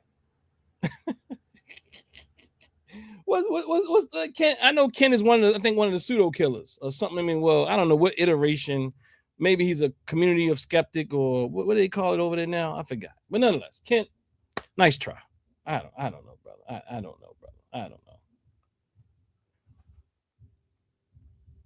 Oh, and my cousin said the fool was wearing a baseball cap in his own self. All right. Y'all can always click the link instead of trolling. You know what I mean? Yeah, let them troll. Let them troll. Let them troll. Outside though. See, they think they get to make the rules or when you can wear and you can't wear hats and you can't do this and you can't do that. So they just find anything. So now the critique is I have a baseball cap on inside. I tell you, they gotta come stronger. They gotta come stronger. Family, I got so much more to show you that but Unc can wear a baseball cap, right? Yeah, thank y'all for that. Brother Unc to turn his backwards from the beginning. That's his homie critiquing me about a baseball cap and an Unc. Me having an Unc, me having a dashiki on, but he's not creating Unc. He's not critiquing Unc for doing the same thing. So yeah, okay. But I just know I've heard the guy Ken over there. He's one of those pseudo killers. He's one of those guys. I don't know. That's his response is a pseudo. But thank y'all for thank y'all for that. All right, let me skip some of this and go to where he starts. He goes in, he talks about Dr. Ball and Geechee and all of them, and they go here, and basically misrepresent their whole presentation. And let me go here. And all that argument, and let's see how they end their conversation. The stage of being challenged by nature. Last time I checked, right, the thing that was created by humans, first in Africa, proper, okay, was the understanding of nature, because that's what science is. Knowledge, wisdom, okay, come through understanding nature. That's basically what that's science, right? So yeah, we teaching scientific literacy around here, and that actually helps you promote your community, understand your civic duties as a black from STEM. This is real wild, Doc. I don't know how they.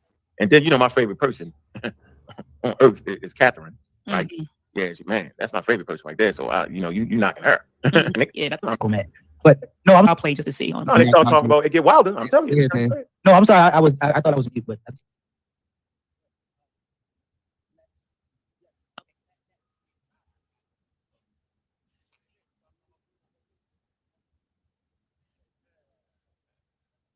Hold on.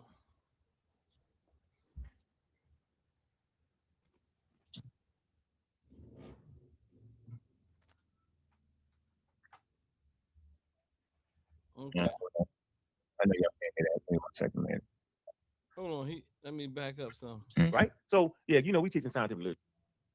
So anyway, they let me get past that. So, and let me go to 117 real quick. It's kind of like where it starts at, and he starts his critique of me, and you'll see.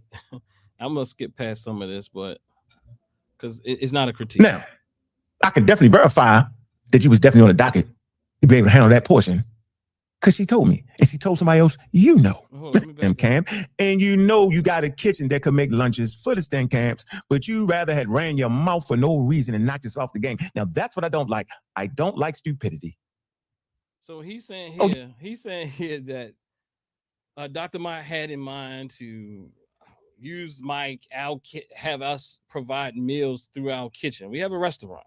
We have a restaurant, and we do pretty well. The community supports us because we support the community. I just want to let you know that.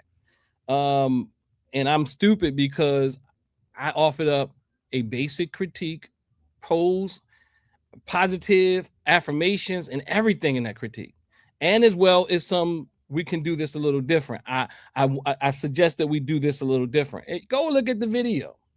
Go look at the video on my page, and you'll see. Right here, you'll see a respectful response to Dr. Mayat and Dr. Wright. Go check it out.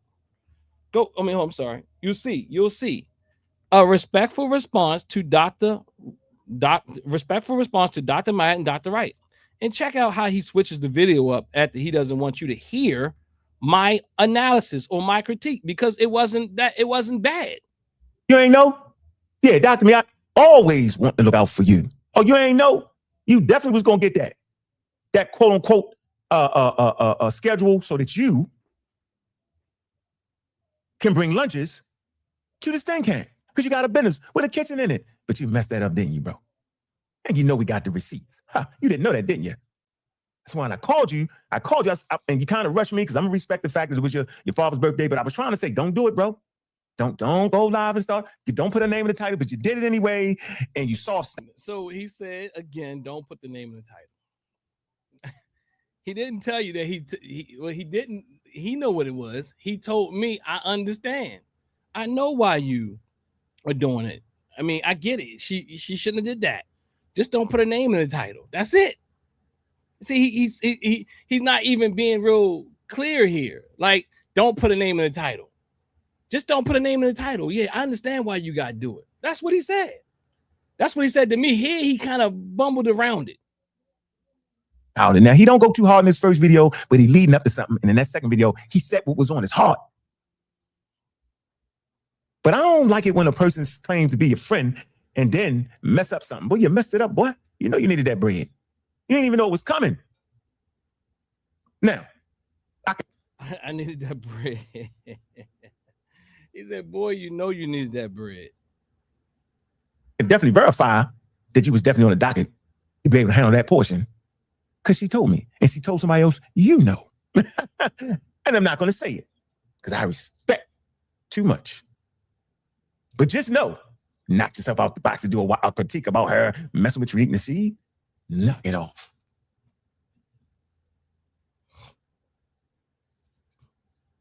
Let me grab the timestamp real quick so we can get right into it.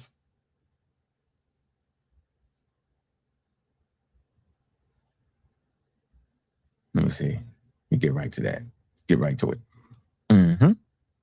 Yep, we go right here. Let's get right to the timestamp real quick. We're going to see how I get from there to there. I do not know. Let me see. Oh, that's the bad. Hold on. All right. Now, I wonder, should I play the Dr. Yacht clip first? Nah. It's way up on it. So, like what? Like what in the public? What you talking about? But nonetheless, I just want to let you know, as I didn't talk to Tariq Nasheed. I just let you know that. Because you all already know my thoughts of Tariq Nasheed, but I kind of want to pull these pieces together and talk more about how these things look as far as how Tariq impacts our community. I want to say peace to the family of my dear sisters, Dr. Mayat and Dr. Wright. They did an excellent breakdown in responding to some of the accusations that's going on in our community as far as Pan-Africanism and if white people started Pan-Africanism and, the CIA, whether the CIA. So didn't he just say they did an excellent job, yo? So I'm thinking at this point, he's just going to have a nice one. Again, I told you the critique was balanced. I meant the sisters, Dr. Wright, Dr. Wright, and Dr. Mel. It was just, it didn't even say critique. It said a respectful response. I'm thinking that's what that was going to be, right? Got their name in there. Tariq Tactics Exposed. Respectful response to Dr. Mel and Dr. Wright. Why don't you even put them ladies' names? Watch how he never gets anywhere. He never even shows you what I said. In the title, they ain't never did none of you, yo. You don't even need no content off of them, yo. They working in the community for real, yo. You at a certain point, yo, listen, like I said, when people are doing more than what you're doing in the community, you got business, right? You got business. You know, black people give you their money. That's dope. We ain't knocking that. Black business. I don't think you had somebody on there, Dr. Ball, talking about he don't like black business or he don't like, wow, with that one. That's a crazy take he got there. Black capitalism. Wow. But they doing. Dr. Ball never said he doesn't like black business. He says black business is not going to liberate us like some people have told us. More than what you doing, bro. Dr. Mel has a business, but she also has a foundation. She also has programs that promote STEM. And you've seen how Dr. Ball talked reckless about her behind her back in emails to people. You seen that? The email, just check the email. That was a scholarly critique. You can tell that he was responding to somebody bringing Dr. May up to him, and that's what scholars do. And then you start up the foolery because she was in the Hidden Color movies. Who the hell cares? The program she got is serious. You ain't got to critique that. Get them. I never critiqued her being in Hidden Colors. Like the critique was that upliftment of Tariq that was over the top. Just go watch the video. Just go watch the video. It was so look. It was crazy. It was a over the top uplifting of critique. Wild elders you be having on there. You be having wild elders on there and wild black men on there. Get them. Let's do this. I'm gonna stop here and go back into so basically this is what Ankh is saying. He's saying Dr. Maya is beyond critique. He can critique me, make up all types of stories, all types of lies, and all these type of things. But and I see that they say they're going to go and they're going to go in the files. Okay, I'll help them out. So, and that Dr. Maya has programs, and nobody else on it has programs. That's why we need to have our ear to. We need to connect our stuff back to the community and all this type of thing, as if nobody else, as if nobody else is doing anything. But again, I'm just saying, you know, relationships are important. And one thing I know about relationships is this: you know how to be in one when you've been, see, your ability to be married is an indicator of how well you can be in relationships. I've been with this young lady since I was 16. We got married at 21. My mama put on the whole wedding. My family, both sides. You know what I mean? Both sides. My father, you can see him with his kufi on. Y'all, I mean, y'all might talk about his kufi. Why he got a kufi on inside of a building? You know, whatever. You know, the pictures are sideways. But you know, I've been with this woman a long time. I just want to let you know. And that's an indicator of relationships. And these are the relationships we need to really, we really need to protect our wives and our children and all those type of people, and then also protect the women in our community like Dr. Maya. I will protect her. I will. But I can't offer up an analysis. I can do that. Go look at it. It's not what he said it is. He says nobody offers programming. This is one of the programs that we've done for years. Mostly off of my dime. And then other people in my organization, we work together to educate our children about all the things together. This is TNAT when we was on North Avenue in Baltimore, Maryland. We always had a brick and mortar. That's one thing I want to let you know. Dr. Amos Wilson said you'll see how serious someone is when they will have a brick and mortar. You see here, Black Genius Youth Academy, at the point we were going under the umbrella of the African Village, but you see that Black Genius Youth Academy. You see, we were national even. So we had national events. Dr. Ray Hagan's even posted it. This is our location. You see the parents in the back. You know what I mean? Look, you'll see these same pictures we still have today until there was a fire there. You see Brother Sankofa teaching the children. Brother Montu, still, you'll see them later. You'll see the work we've done together.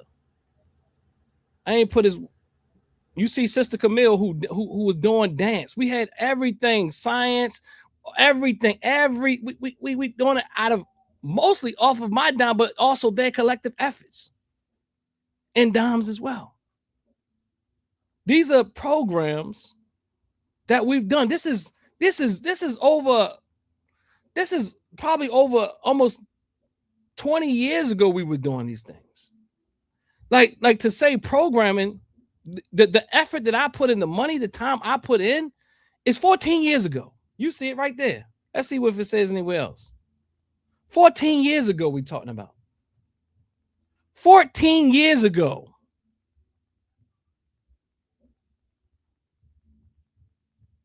See the programming. See the children. See the Watoto. 14 years ago. Chess, red, black, and green. Doing our best. Look. I probably hardly was out of my 20s at that point.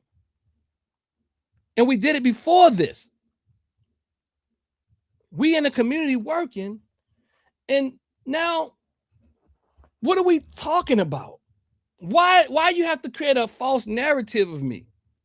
Critique what I put out.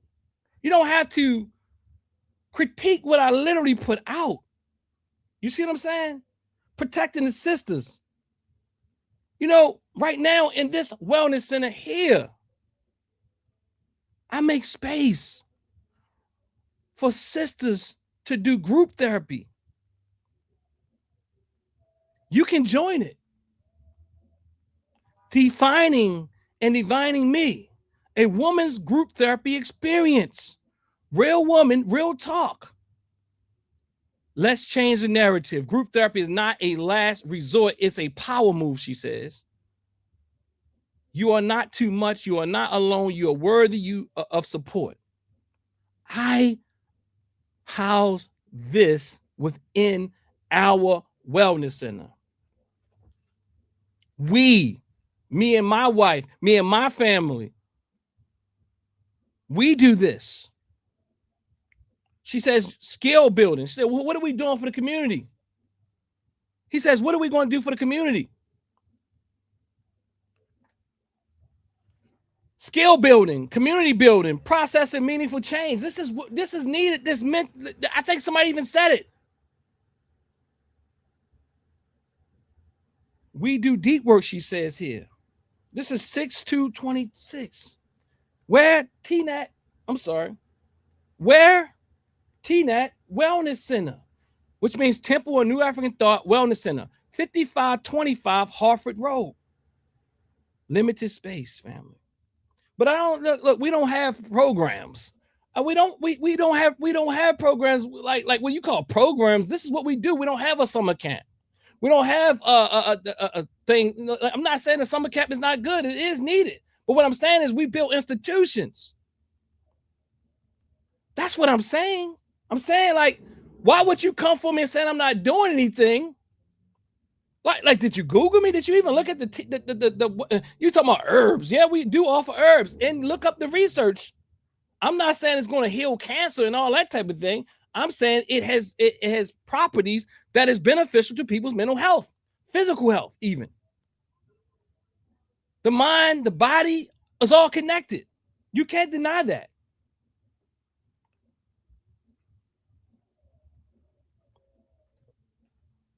We offer programming. Look at my father working with the youth. This is a family affair. The community is in the wellness center. You said that Dr. Mayat somehow made people know us or something like before. Like the only reason why you know me or know of us is because of Dr. Mayat, and she's my number one person pushing me out here. No, I appreciate what she does, and I push her too. I do, and I have. We made connections. This one little thing about a thumbnail that she didn't even give me a chance to remedy, to me, is problematic. And it's hurtful.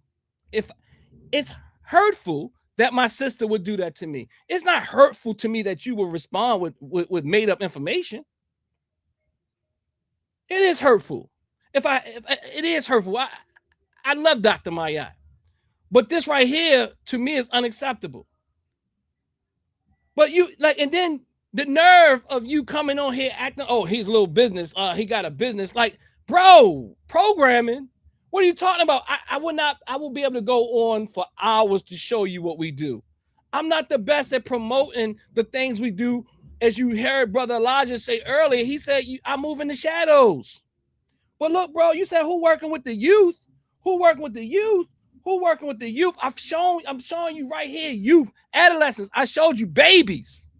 I showed you people who work with me in the community in my organization. I'm showing you community right here sitting in the back. I'm showing you what paper is this? What paper is this? I think this might be the Afro or the Baltimore Sun. I can't recall. But look, well, obviously, it says here celebrating Kwanzaa. Baba Asar, an elder at TNAT Holistic Wellness Center, does a demonstration of Tai Chi with his students as part of the center's Kwanzaa festival on Sunday, which was Umoja, the first day of the 7 days of Kwanzaa. I'm just saying, like, what are we talking about? Programming. I'm saying I do this as a part of my life. Programming, I build institutions, and it starts with the institution. With me and my wife, I protect my wife. I've been with my wife since I was 16. You telling me I don't know how to protect women? Who protects the women? I've been with her. I haven't gone out on her. The first thing we have to do to protect that woman is not go out on them. We have to protect them in other ways. We have to make sure we don't hurt them and traumatize them. No. There's not no divorce here. There's no divorce here. I'm talking about I'm 47 years old, and I've been with this woman since I was 16.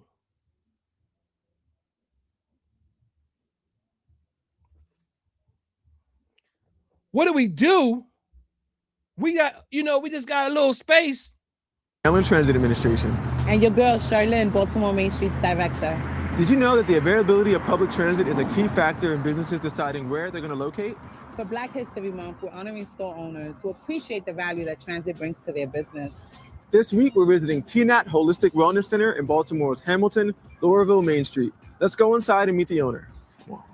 I'm Dr. Dennis R. Winkler, owner and founder of TNAT Holistic Wellness Center and co-founder of Diaspora and Soul Jamaican Fusion Restaurant. TNAT stands for Temple of New African Thought. So we attempt to intervene with the mind, the body, and the spirit. So we have, again, Diaspora and Soul Jamaican American Fusion Restaurant that hits you in your soul, will hit you in your stomach. It's a nourishment, it's physical. It's a family affair. At TNAT, the shop, which offers up all types of literature for specifically tailored towards the African American community for the upliftment. We have martial arts, counseling, Tai Chi. Again, that's that body, mind, spirit. Upstairs, we have counseling, group counseling, individual counseling, family counseling. So again, we have products here. So we try to encompass everything to hit people from a holistic perspective. Baltimore Main Street is a good thing because when I think about Baltimore as being a Baltimorean, I think about the rich culture. I think about the architecture. I think about the culture, the history. And I feel like I'm a part of that. This is MTA who came to us. Like, what I'm trying to say is, I'm trying to figure out why is it that one would assume that we don't already, like, I'm in Baltimore. No, I'm not. Dr. Mine is more popular than me on the internet. I am steeped in Baltimore. I'm steeped in community work. History, that building. YouTuber, you have to, if you had to say anything, the YouTuber is not me. Of the community, of the city, the landscape. And I really take that seriously. And I think main streets are part of Baltimore, and they bring brilliance and beauty to the city. Transit is really important for our business. Many of our patrons and clients speak about the need to get from one side of town to the other side of the town because there's not a lot of spaces like this. And transit provides them the means to get from their homes to this destination and back. Black history is important because it's a mechanism to help aid in the healing of the Black community. And I would posit that it's even more than aiding in the healing of the Black community. It aids in the healing of our society at large. I do this work for my city, and I want to be light to that young man, that young woman who's coming behind me to say you can do this and you can do it greatly. Hey, Chris, I have a question. Did you MTA today? Actually, I did, and you can too. Plan your trip at MTA. So, that's a snippet. I mean, I could sit here all day and show you talking about programs. I mean, I could sit here all day. My resume is,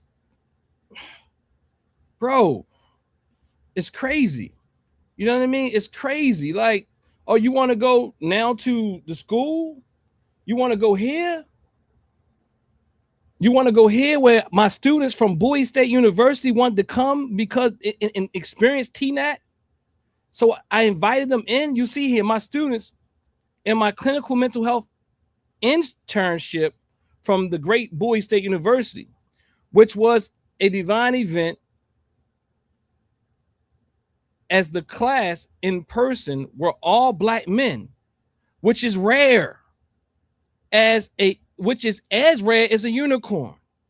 Asked if they could meet at my office for a final class so that we can see all that they are learning in real life, or something like that. At TNAT, we closed the semester strong. The clinical world will be blessed to have this group of brothers. We definitely need more in the field.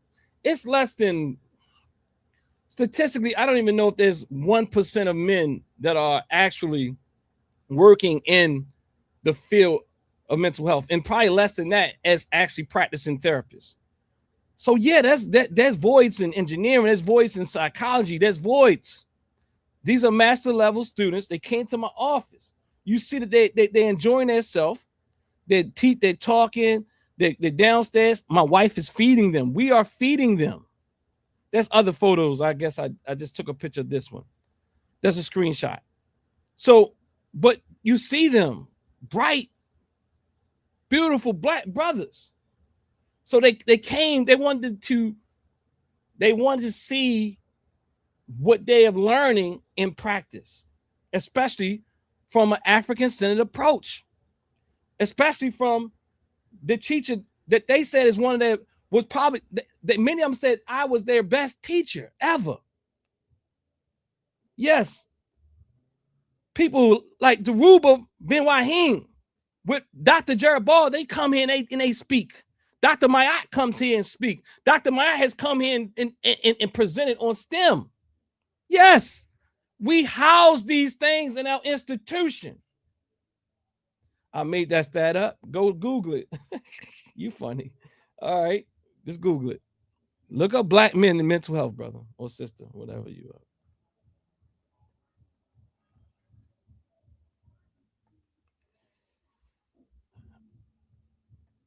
We do community things. This is the rite of passage initiates that's going through those in black. Those are people who are going through our rite of passage program.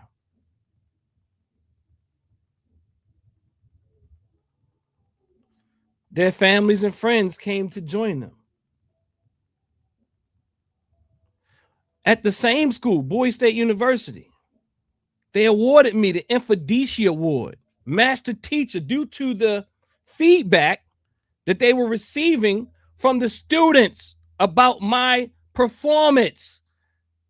Bowie State University has an African-centered counseling psychology department. I teach in the School of Counseling and Psychological, I'm a little tired now, Counseling and Psychological Studies or something like that. I was awarded this just this year, Master Teacher, Dr. Dennis Asar Winkler. Again, working with the youth. This is back in the, this is a rite of passage for young men.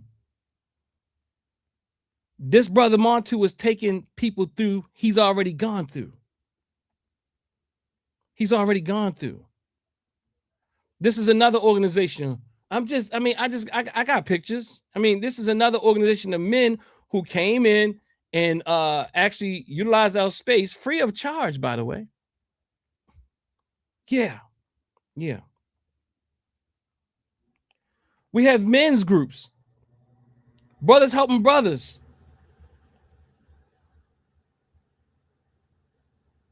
We have men's groups. Brothers helping brothers here on site where we deal with black men's mental health. This organization, PLM, utilizes space at the Race First convention. First day, meet and greet. Some of y'all was here. We love the support we get from our community. We are supported by our Black, Pan-African, African-centered community as well as the greater community. We are. So to say I messed up that money, I mean, that's crazy. Another, you saw the Ruba earlier, a Black Panther with Dr. Ball out of New York. You see another Black Panther here. Mima C. O'Neal. Where at? TNAT Holistic Wellness Center. Dashborn Soul. She did a presentation, showed a movie, and also played music for us and had discussion. Dr. Marimba Ani was in the building that same day. Same day. I mean, it's so much that I can show you. You know, I hope y'all saw that. I'm just saying, we be doing the work. We provide a space. Even some of the people that you talked about, the Moore Science Temple of America, utilize our space. Let me go back real quick. Let me go back. Because I think I forgot to do something. I got this award again from Bowie State University. I got this award for my community work from a beautiful institution, powerful institution here in Baltimore named PLM. That says, in recognition of your steadfast perseverance, this is 2019. That's community work. That's not by me opening up a business or nothing like that. That is 2019. That is pre-COVID. That's before we're even in the spot and the location we are currently. Due to the grassroots community work working on the ground level. I appreciate that. This award is a national award from the Black Mental Health Alliance 2023. It's the Dr. Max T. Collier Phoenix Rising Award presented to Dr. Dennis Assault Winkler, People's Choice for Impact on the mental health and substance use in the community. But I don't do no community work and I don't have any programs. I guess that I'm getting awarded by reputable institutions because I'm doing nothing. It's just YouTube. It says here, again, the People's Choice for Impact on the mental health and substance use in the community. Just as the phoenix rose from the ashes, so must the Black community reemerge from the ruins.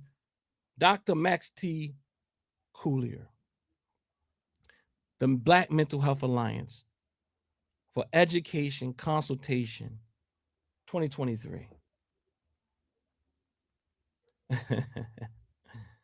Yeah, so somebody said they knew I was a pseudo when they saw my name. I mean, somebody who's speaking about a pseudo when they saw my name is that would show you how pseudo they are. I mean, that's crazy, right? But you know, you got to do your best. You got to do your best. You again respond to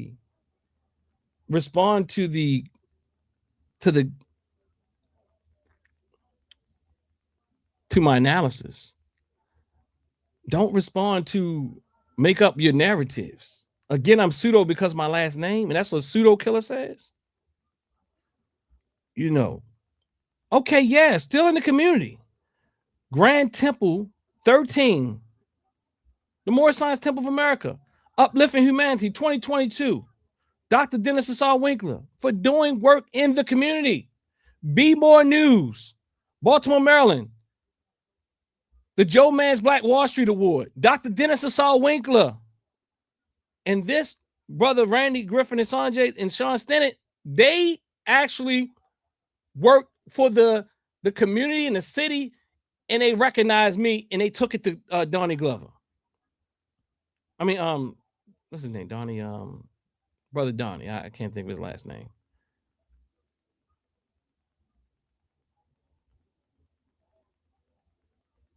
The UNIACL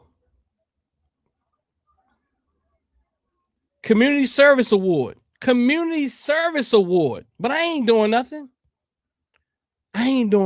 Dr. Assault Winkler, 2024. For your ongoing commitment and dedication. I mean, I don't talk. As Brother Elijah said, I move in the shadows. Look, Again, let me show you this one. This is so old, this award. From the Moore Science Temple of America. Look at it. It's old. But what does it say? Entrepreneur Spirit Award, presented to Mr. It wasn't doctor yet, Dennis Winkler, in recognition of your achievements. The Moore Science Temple of America in 2008. The Entrepreneur Spirit Award. But I ain't doing nothing.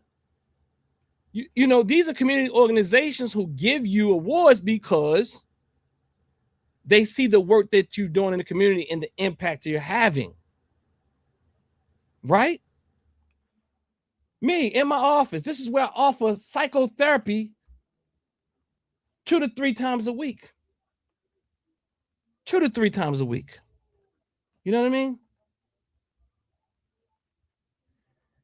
Well, can you be in the shadows and get awards? What he mean is you might not even know exactly. If you engage with me, you wouldn't know these things. Ankh didn't know these things. I'm not one who popped the collar, but we must set the record straight. And the link is in the chat if y'all want to come up. I asked Ankh for the link when he was on. That link is in the chat if you want to come up. It is. As long as you're respectful, you can come up. You know what I mean? Let's deal with the information. Let's not try to make up stuff about your dear brother. I won't make up nothing about Dr. Mayat. I ain't gonna make up nothing about Ankh. But I will tell you that Dr. Mayat's chatty patty, and there's all types of things. Yes, she is. I'm just saying. Just tell you the truth. Set a place for some scholars here. Dr. Wright, Dr. Mayat, Brother Everett, Brother Davon Love. Will the real Pan-Africans please stand up? Beautiful panel. Great job, great work. My sister, Dr. Mayat. My sister, Dr. Wright. We had no problems. Now, a critical analysis, which wasn't even a hard analysis, doesn't deserve Ankh to go in, because I just go look at the video. Ankh didn't even show the video because he knew it wasn't nothing there. He showed some second video after I said that she blocked me, and this came out after somebody came on my show and was asking me questions, and I had to ask myself, why am I continuously protecting her and she's acting like this? It was a while after that when somebody came on my show and started asking about Dr. Mayat, and I said, let me just be honest, family. Dr. Mayat has cut me off. She cut me off. So let's go. He said, ain't nobody bringing no money into the community. All these type of things. You know, when you ain't got no programs, you don't have no programs. You don't have this, you don't have that. You know, all these pieces of misinformation that I don't know where he got his information from. But I don't have any programs. When I built institutions. See, that's where, the thing is, he knew the name of the institution. But what he didn't know is the name, the programs that come behind it, the programs that we develop, the people that we support. That's probably what he critique them. They got a lot to say. Didn't know. That's what he probably didn't know. And maybe he did. And he made a poor narrative. But again, let's look, family. Community, family, Baltimore. This is our commercial for our restaurant. City, Northeast, Baltimore's newest gem. Diaspora and soul, Jamaican and American fusion. Yeah, community. This is our first thing. Chef K, she throws down like none other. It's the kitchen he talking about. You know what I mean? Straight from Jamaica, raised in Jamaica, part of her life. That's when we have the Jamaican part. Then we have the American part. She came to the States. You see and she got in the kitchen with some brothers and sisters from the United States. And look, she brought them both together. She brought both of them together, family. She brought them together, family. My son, community members, community members, community members, community members, they still support us today. My homie, all the way back from high school, Dr. Myatt here. You know what I mean? I don't have no beef with Dr. Myatt like that. It's no beef like that. It's like we're talking about an analysis, a critique. That's it. No bad mouthing. I didn't make anything up. I won't make anything up. I won't. We got plates, so you gotta come through and get some. My family members right there. I'm talking about they've been in my community and the organization, still supporting me years later. You saw her earlier doing the dancing for the children. So, man, you see my man Tony, brother Tony, always here. Come on down, check it out. From Jamaica. Come and get some of that soul of the African diaspora. It lights your taste buds up like none other. Come on in. 5525 Hartford Road, Baltimore, Maryland, 21214. Diaspora and soul. All right. So that's that. So now let's look at this a little bit. That's the sound of fish frying for a sandwich that people wait hours to get their hands on. I asked the young lady, I said, what's going on? And Peace and blessings, y'all. Give it up for yourself. They just got good food, you know. And I said, oh, yeah. And we hope that you like our routine. DJ's back in the city. Once upon a time, not long ago, there was black history that you did not know. So God made like Jesus to teach the young scholars who they God-given purpose. Someday they'll make dollars. 15 years ago. 15 years ago. 15 years ago. This is the continuous process of retirement. The Black Genius Programmatic. Published 15 years ago. Geography, hip-hop, good nutrition, the healthy eating habits of the youth has been missing. Also taught in history, family, entrepreneurship that you possess, but tend to that's unlimited. Governed by the heart of my God with ancestors. Knowledge itself is the supreme foundation. It's important that the youth of the world motivation. Check out the Black Young Generation. Yeah. All right, so let me back out of that. Somebody said Pan-Africans use dark mode. I tell you, they would try anything. I tell you, they will say anything. All right, for us to don't do anything, let's see what this one is. Here at WJZ that we connect with your community and highlight everyday heroes who are doing the work to make our city a better place. So we asked you to share your hometown hero MVP with us. Yeah, it's one of our favorite segments this week. Torrey Smith in the Hamilton neighborhood. Torrey Smith, if y'all like the Ravens, you know what I mean? Torrey Smith hopped up over here. Northeast Baltimore. He has a story of brothers helping brothers, a holistic wellness project that's actually working to address and treat some of the issues that contribute to chronic health conditions in the Black community. Well, I grew up in Baltimore. I see so many, I want to say, souls that they were so brilliant, so bright, who missed the opportunity.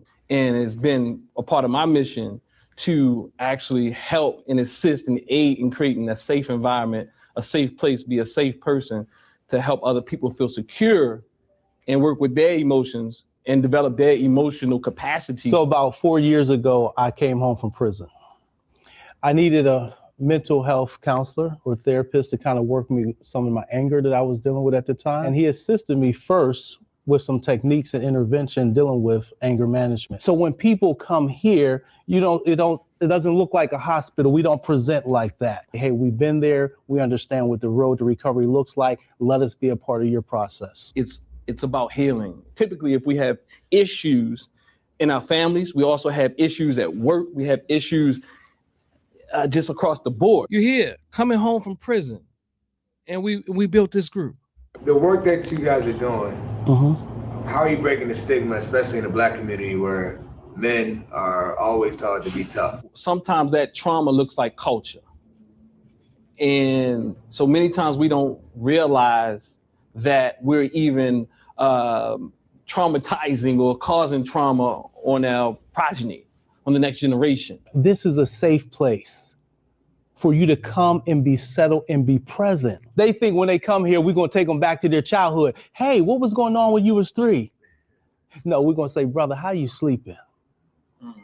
Is your body settled? We have more of a collective, communal, even the brotherhood is built in the group where they support one another, where they embrace one another. Once the communication begins to change, we talking about programming. I'm talking about institutions. The relationship begins to shift. They come in skeptical, but by the time they leave, they're hugging and embracing. So this becomes an extension of the brotherhood.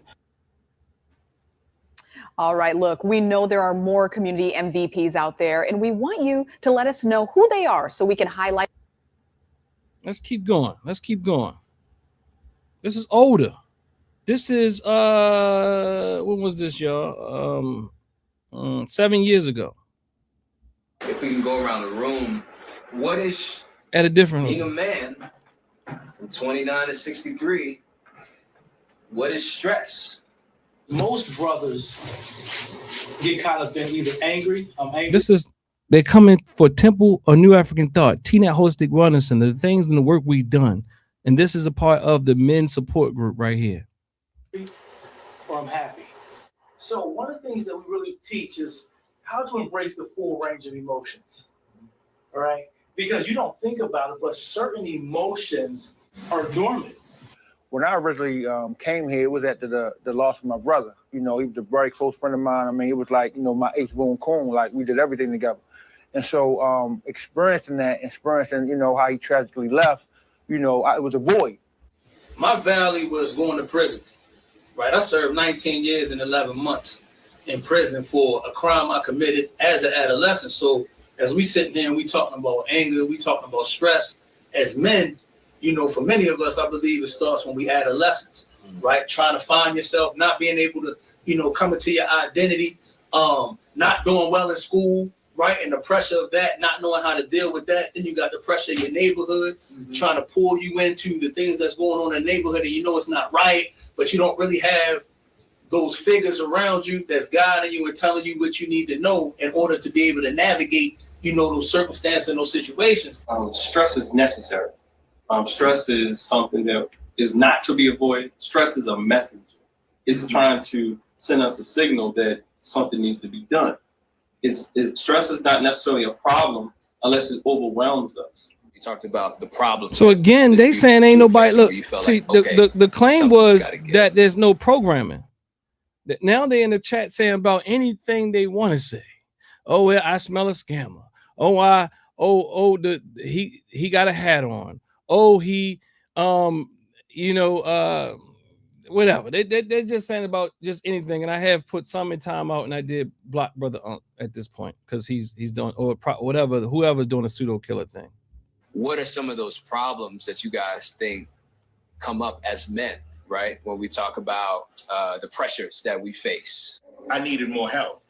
I looked at my life and I looked at my family. And I have a son. I have a young son. And his being is the reason that brought me here.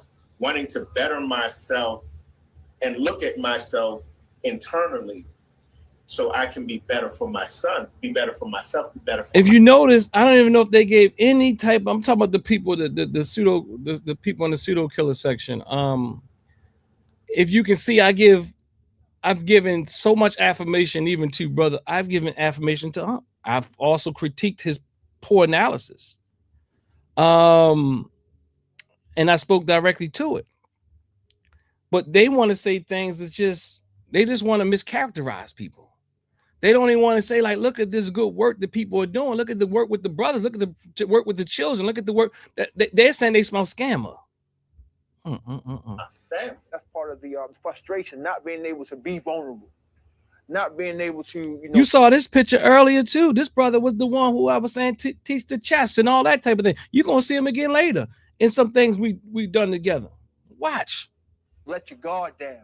You know, not being able to withstand the pressures and come somewhere where you can let it down and see men, you know, that of the same, you know, hue as you, that walk in the same light as you, that walk in the same footsteps as you. What are you all teaching? What are the bullet points, maybe even the practices that you guys are using in your everyday lives that reduce anger, reduce stress, reduce pressures that ultimately build up because of everything that we've talked about. You got to have self-love for self.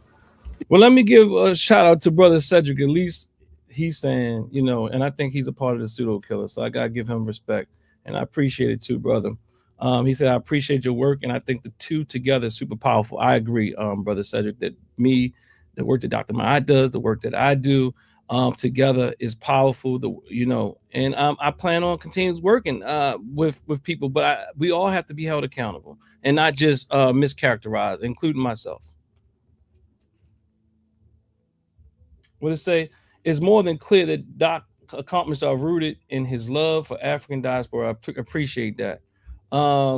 Perspective, I laid out a plan and got busy. So, okay, so let's get back to it real quick. I got I mean, look, I can go on for days, y'all. I'm just trying to tell y'all, like it's things that you don't like y'all don't even know the backstory. If you don't have self-love for who you are, how can you love anybody else? That's my daddy again. You see, we work together. You saw Brother Sankofa. You saw Brother Montu and several things. That's how you over the years. Brother Sankofa the same one who was leading Black Genius Youth Academy.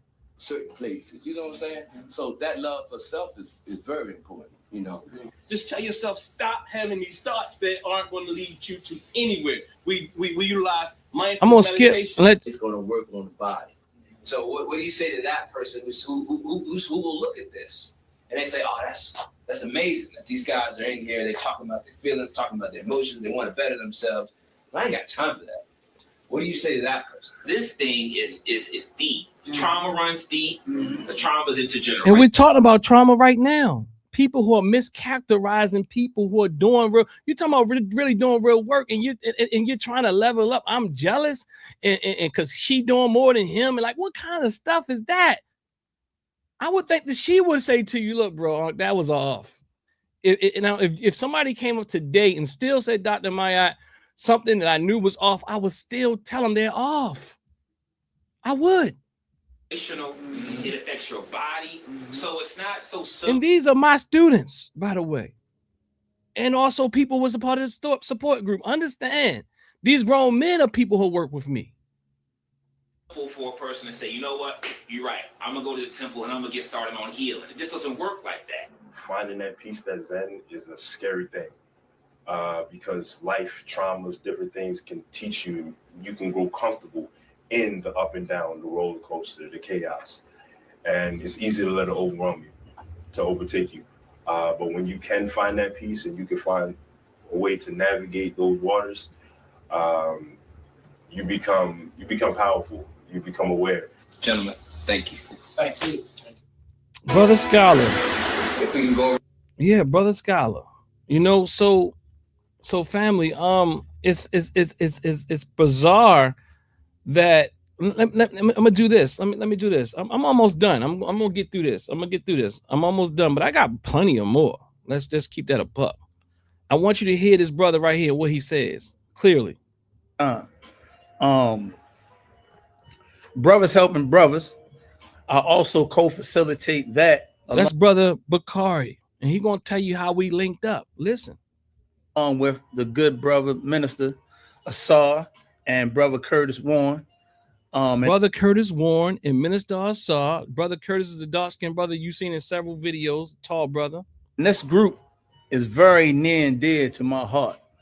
And the title of the group really speaks to the essence of what exactly we are doing with the group as far as the services we provide and just the whole concept and the energy behind what we're doing. So I met Brother Minister Asar while I was incarcerated. The brother used to come in and provide fellowship for me and another group of brothers that used to study, together. We used to study. So he says, I used to come inside. I'm not doing anything. I don't have programs, but I'm inside the prison doing work with our Pan-African, African-centered brothers and sisters. I'm not doing anything. This brother met me inside. You dig what I'm saying? He coming on the outside. Brother Curtis talked about him coming back from the outside. I knew Brother Curtis before he went in too. Bill, we used to come together bi-weekly to empower each other, to support each other, to help each other figure out, some of these issues, to navigate some of these issues that we were dealing with, to help each other work on ourselves. They said study what? But listen, he talking. Look, he talking. He said to work on some of these issues that we had going on and things like that. So Mika says study what? Okay, he talking. Because one thing that I've learned from personal experience is that, who I am today is only possible based off of the circle of people that I've been connected to that have poured into me. All right, we're gonna keep it right there. And I just want to let you know, your brother went inside, was doing work inside of the prison. Brothers come on the outside and still doing work. What I'm saying is, look, where's my programs that they say? He said, I don't have no programs to uplift our community. Like, I'm trying to figure out, look, I didn't showed you so many programs. I ain't show you I showed you institution work. I showed you more than 2 programs that I didn't show you no summer camp. I didn't show you that. I didn't show you no seasonal camps. And there's nothing wrong with that. We need those. But I'm just saying, to compare and say I'm jealous, to say I just got a business, that's crazy. All right. Look, and I know you talking about the money part. We're gonna get there too. Oh, what we got for economic for our family and shit. Look, we're gonna get there. Celebrate the first night of Kwanzaa. The week-long celebration focuses on the 7 guiding principles of unity, self-determination, work, and the news. I just want to let you know we've already been on the news. How many times? I showed you several times, been on the news and in the newspaper already. I'm not like I'm saying, I'm locally, I'm entrenched. I don't even go out to seek these things. That's the truth. They have come to us due to the work we do, due to people. Like, I didn't seek them out. Responsibility, economics, purpose, creativity, and faith. Today, the TNAT Holistic Wellness Center in Northeast Baltimore came together to celebrate the first night. The center's founder says the message behind the holiday is one we can all appreciate. I think these principles transcend even people of African descent. I think everybody should look at Kwanzaa because it's beautiful. It can aid in our lives, togetherness. Today being a Moja, being unity, definitely that's very important. Last year, the Wellness Center had to make this event virtual. In the middle of That made it even COVID, more family. important to have it in person this year. Because we still want to be connected to our community. Everybody had masks on. 4 years ago, it says here. I'm not sure if I put up the same time or not. I can't recall, but 4 years ago. 4 years ago. Yeah, but that sounds about right. 4 years ago. About 4 years ago. All right, look, we still working in the middle of COVID, family. Look, all right, let's talk about some money. Let's talk about entrepreneurship. Let's talk about technology. Let's put it all together. So I went ahead, I started my own contracting company, and I actually started selling. Let's go. Let's slow down a little bit. Hold on. It sounds a little fast. All right. Direct TV, and I started installing it on my own. So I hired some guys to work with me, and they started installing. Then all of a sudden, I said, my sales, I can't keep up sales for these guys, so I want to give them some more work before they go somewhere else. So this is me talking about one of my major businesses that I started to help the community, and some of the struggle I went through, and some of the, and this is, and you listen, just listen. This is technology for real. Companies such as MasTech, DirecTV, so on and so forth, right? So basically, this is economics meeting technology, DirecTV, MasTech, and so forth. I was a subcontractor, general contractor, truck rental business, real estate business. That's what I'm telling you. What I did, I went and got this contract. This is from a video that I shot. It's really private, unlisted, because this is part of the. Oh no, this was for a special. This is not the video I'm thinking of, but this actually is still a private video due to people I was training in real estate investing. It was very hard, business was not as fast as I would like to. And there's some breaking up going from on. business that, I was spending all sorts of money to a business, making $500,000 a year. And I did really well by the age of 26. You understand? By the age of 26. So by the age of 26, I did really well. Then I branched out doing other things. I then got into budget truck rentals, and I rented some trucks that were budget logos on it. And I also started. So look, you see here, like this is one of my businesses over on Brother Unk's. I'm not too far from Brother Unk's stomping ground. I'm from East Baltimore, Northeast Baltimore. This is Rogers and Liberty. Oh, is it Rogers? Yeah, North Rogers and Liberty. where I took this building and I had to bring it back to life because it literally was tore apart. It's a window tinting spot in the back. It's a whole long story, but I took the front and it's a big lot in the back, and I started that business. Continued to sell direct TV. And I also had the contracts, and I had a warehouse downtown. I had a storefront right here, which you warehouse downtown for my technicians, over 50-something trucks at 20, maybe 24, 25, 26 years of age. Yes, I'm just trying to say, what do you mean? And I was doing this for my community. Remember, I grew up in a Pan-African Black-centered, African-centered household. So I was always doing it for my community. See, that I created at the age of 26. I sold boxes. I sold phone cards. I sold, it's way back in the day, they still had phone cards. I had locks and all that. This is me, a 26-year-old, put this together. Remember, 26-year-old. A 26-year-old. Insurance. I just flipped the money. I hired people. I did really well. Family, I'm telling you, I did really well. But most of the communications business, working with DirecTV and MasTech and so on and so forth. They're working with a company called Direct Tech, working with, some other, I work with Maryland State Lottery, and I work with a lot of communicate companies putting up Maryland State Lottery putting up the satellite systems for their for the lottery system here in Maryland, and the different gas stations, pubs, bars, restaurants, markets, different places like that. Technology, applied technology, satellites and different communications things. But again, most of it came from the work that I was getting. However, I wasn't being treated fairly. I had a large company. I at some point at the age of 26, I had about 50 technicians and I'm saying large in comparison to the other companies around. So what I mean is I had about 50 technicians. I had all sorts of money, but I wasn't happy. I wasn't happy because I did not control my time. Someone else told me how much work I was going to get still, even though this was my business. Someone could take the work from me any day, and all that I think that I built up could be gone with a snap. So that was not settling with me. I was uneasy all the time because I'm making multiple figures, 6 figures a year, multiple 6 figures a year. And I'm like, decide they don't need me tomorrow. And family, I'm telling you, this is not unheard of in the contracting arena. I'm telling you how stressful it was. I had all types. I had multiple contracts between Baltimore and DC. And family, I've even lost a contract, actually, where they got rid of all the contractors for a short period of time.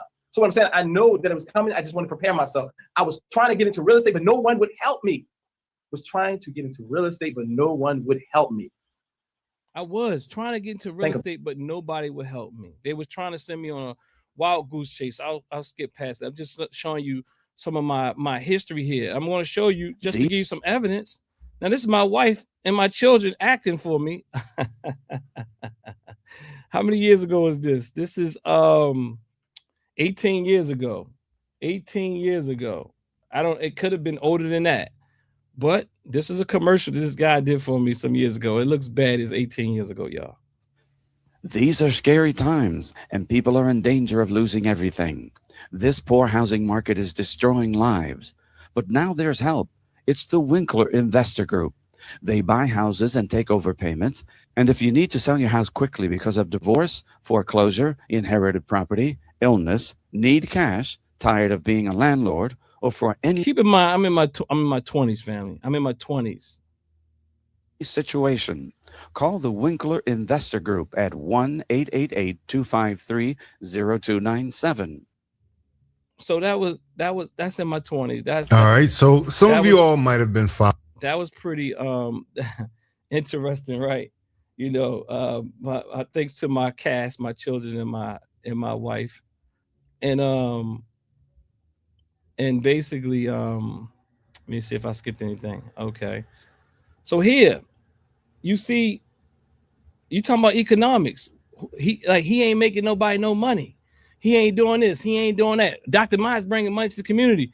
Oh, he need that money. He need to do this. He need to do that. All right.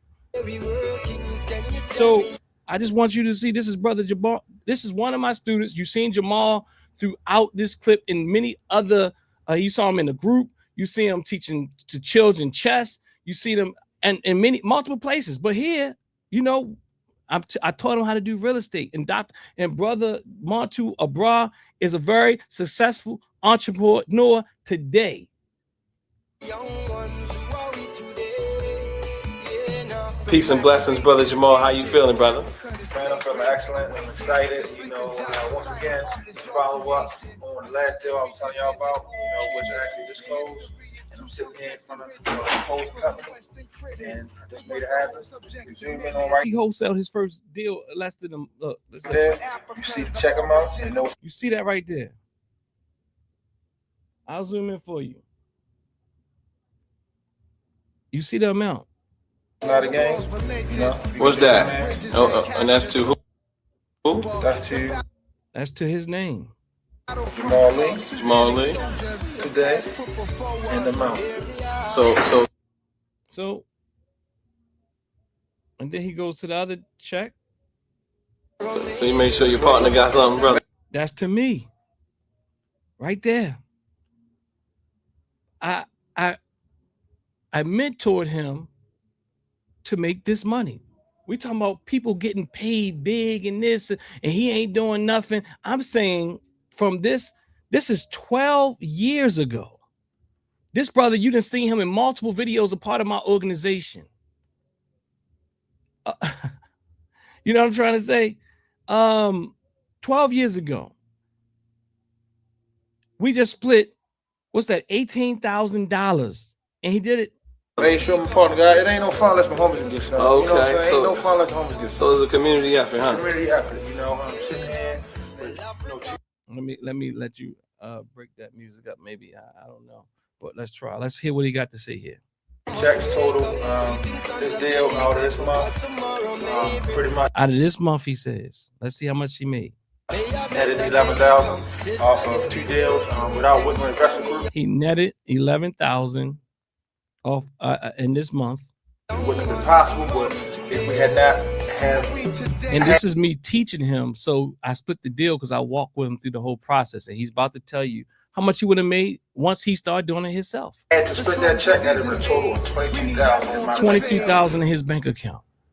In his bank account. In his bank account. We talking about money. You know what I'm saying? We talking about who helping people make money. I'm trying to figure out why you didn't Google me. I'm just trying to figure that one out. I mean, because you probably couldn't find this anyhow. But nonetheless, Planning today. Another brother. I feel like a new man. Muko, teaching him real estate.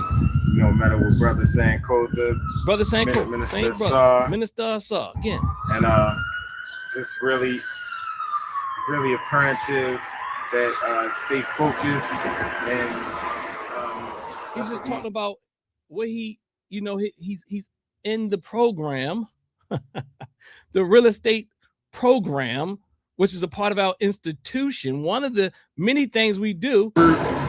Definitely invest. Okay, let's get past him. I'm just showing you students now. I'm going to show you this brother. Hi, I'm going to show you these people here who was part of another. I always did it and the prices was not astronomical. It was community work, I'm telling you.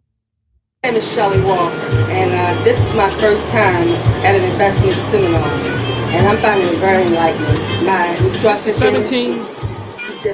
17 years ago. You see the same pictures, my yacht, in the King Tut picture right here. So you can see this is the work I've been doing. It's very simple, very easy for me to understand, and I'm really grasping a whole lot, and I thank you. So keep in mind again the pictures, the quality, and all that. And I didn't up until now. I'm just pulling on things I'm trying to find here. 17 years ago, the video quality wasn't as good, but here we go. Came in this morning for real estate training. We already did. In fact, that's my brother-in-law. We already did deals together. But he wanted to learn and get better at it. Right now we're at about the midway point of the training for the day. You can serve breakfast and lunch. My stomach is full, but the main point We is serve them breakfast and lunch too. I learned a lot so far about real estate today. And like I said before, I was in real estate, but I fell to the wayside. Today, it's like a jolt of electricity. One thing let me know, look, you need to get back to what you were doing. Inspiration, trying to get them back out there. Back to getting money the way you want to get it. And I'm happy to be here today with the investment group, a very fine organization, and they're committed. Hi, my name is Dorothy Johnson, and I'm a part of this training today because I have some personal goals of my own that I want to pursue. Currently, I work in the state of Maryland as a social worker, but I'm going to be leaving that in a couple of years, and I'm preparing now to leave so that I can keep my lifestyle and maybe even make it better.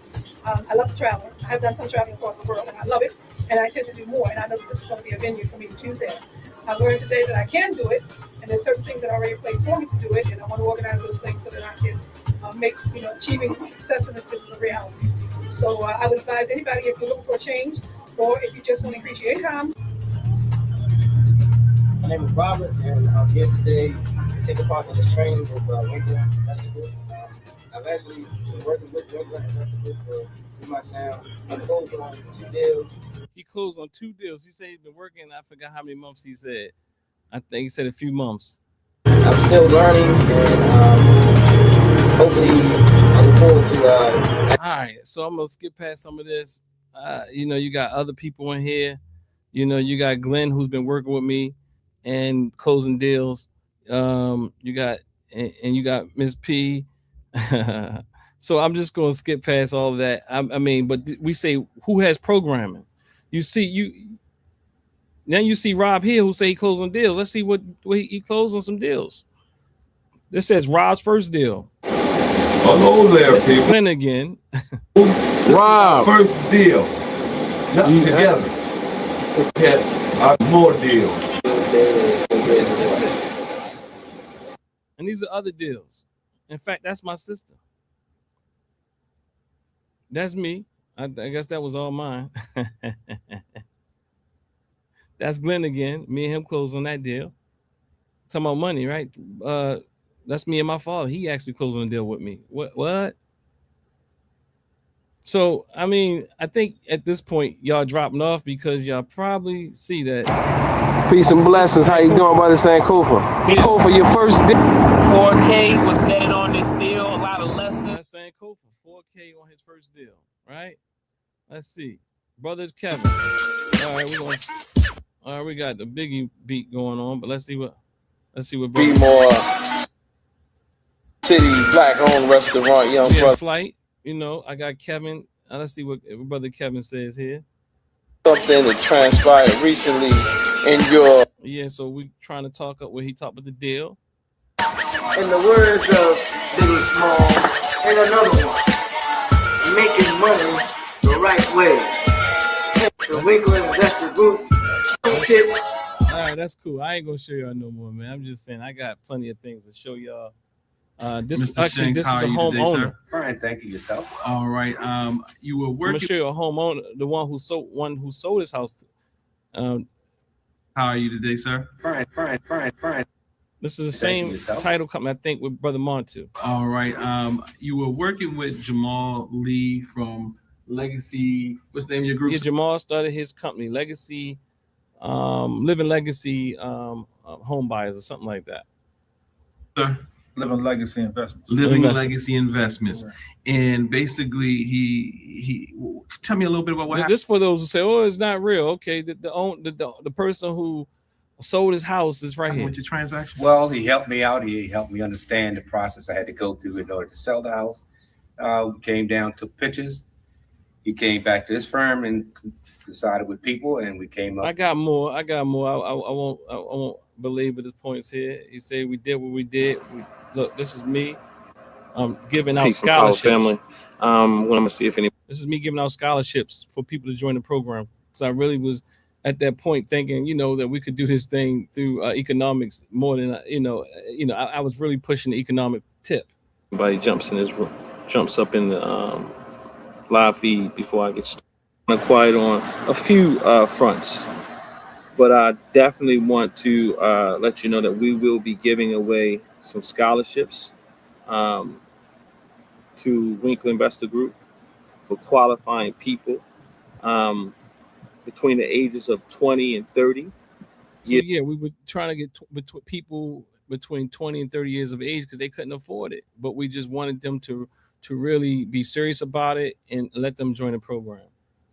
You got what I'm saying? So that's it. That was, that's giving out scholarships. Here goes. Now this right here, I'm going to end pretty soon, family, and the link is still in the chat if you want to come in and chat. But I'm going to probably stop here because I think let's listen to this a little bit.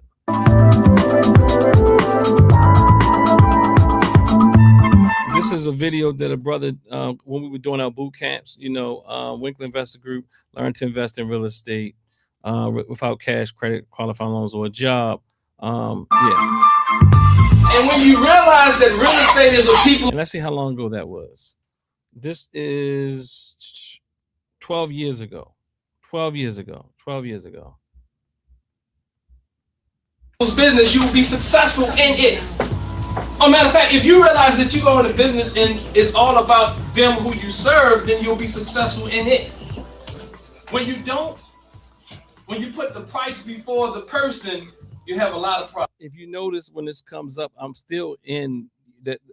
I'm at North Avenue. You've seen this room before, with the children.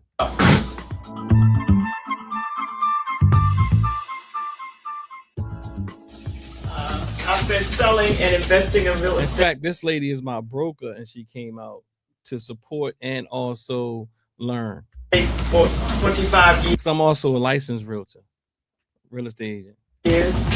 I've made a lot of money and I lost a lot of money. Now my hope is to be back on the upswing. Now keep in mind, this is like when the market was really struggling.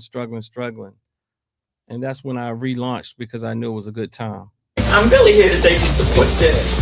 I'm here because of Dennis. He shared a lot of information and, he was a great motivator. One thing about Dennis that I know is that he is a student. You know what I mean? He's a student, he's a researcher. So that's why he's such a great teacher. So I expect to learn something today.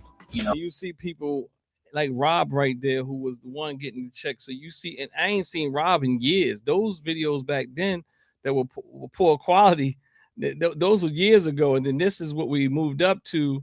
And Rob came to support and learn more because there was like a major there was a crash in the real estate, so the economy crashed.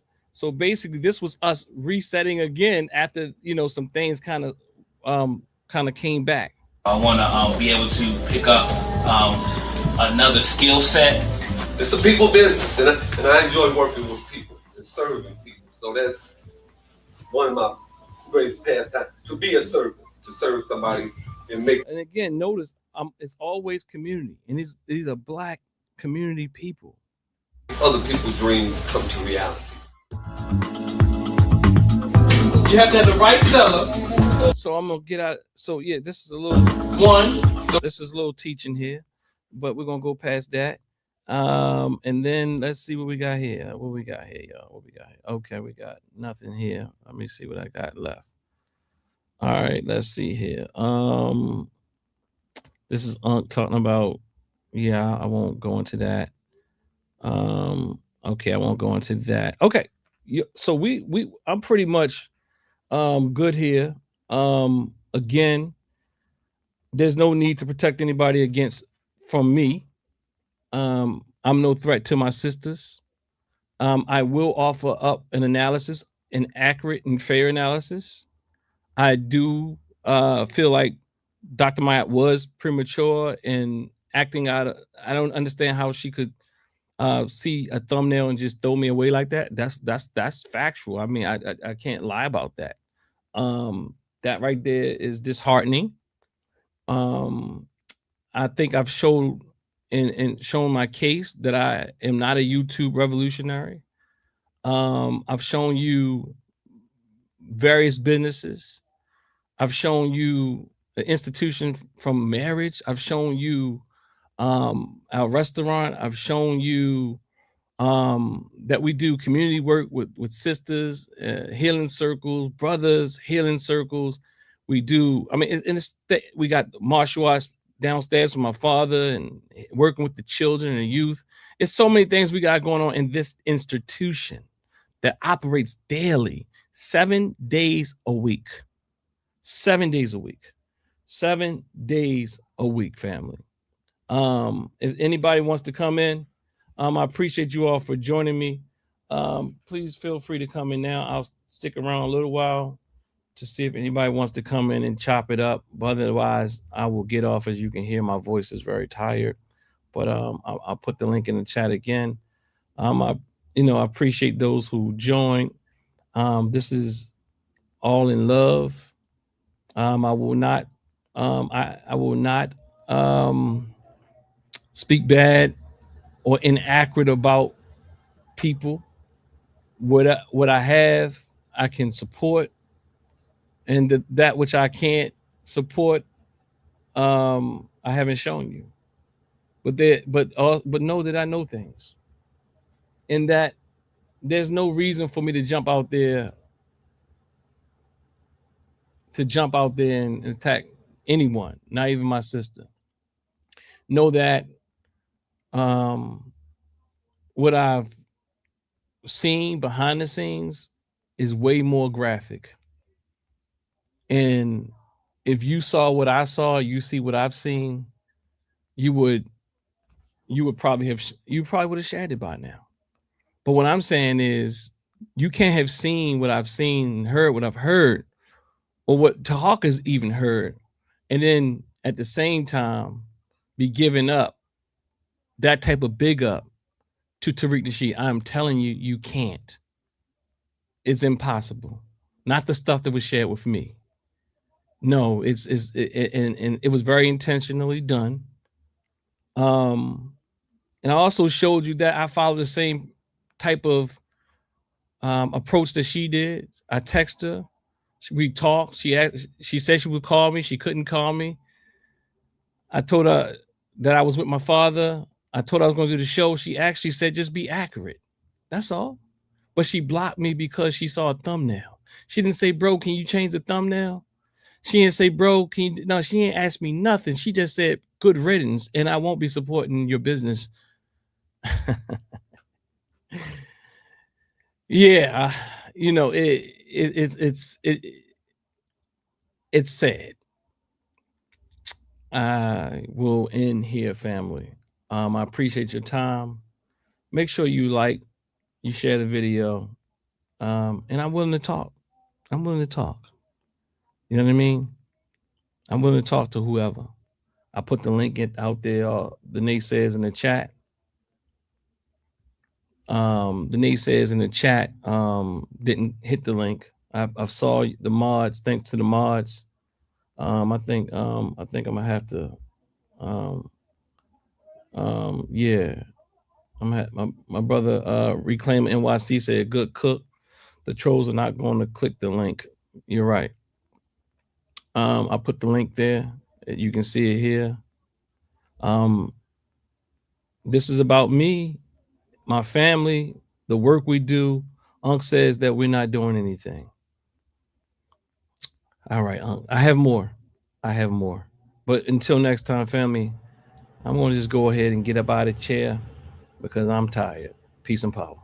When you claim you're African, you're going to get your mind back. If a generalized black woman is doing this and being this, that is that is irresponsible. No, when you claim you're African, you're going to get your mind back. Showing me, black and proud. Claim you're African, black and proud. I think that as a person who has a page, what is the status of people with half FBA?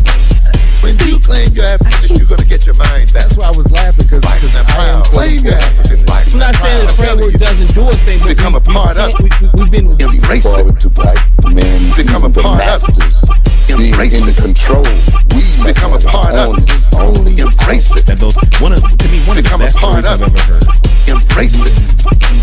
When you claim you're African, you're going to get your mind that back. mental growth takes place. You've been misled by leadership, for instance, that think you can consume. When you claim you're African, you're going to get your mind back. Black and I'm proud. Claim you're African. Black and I'm proud. I'm telling you.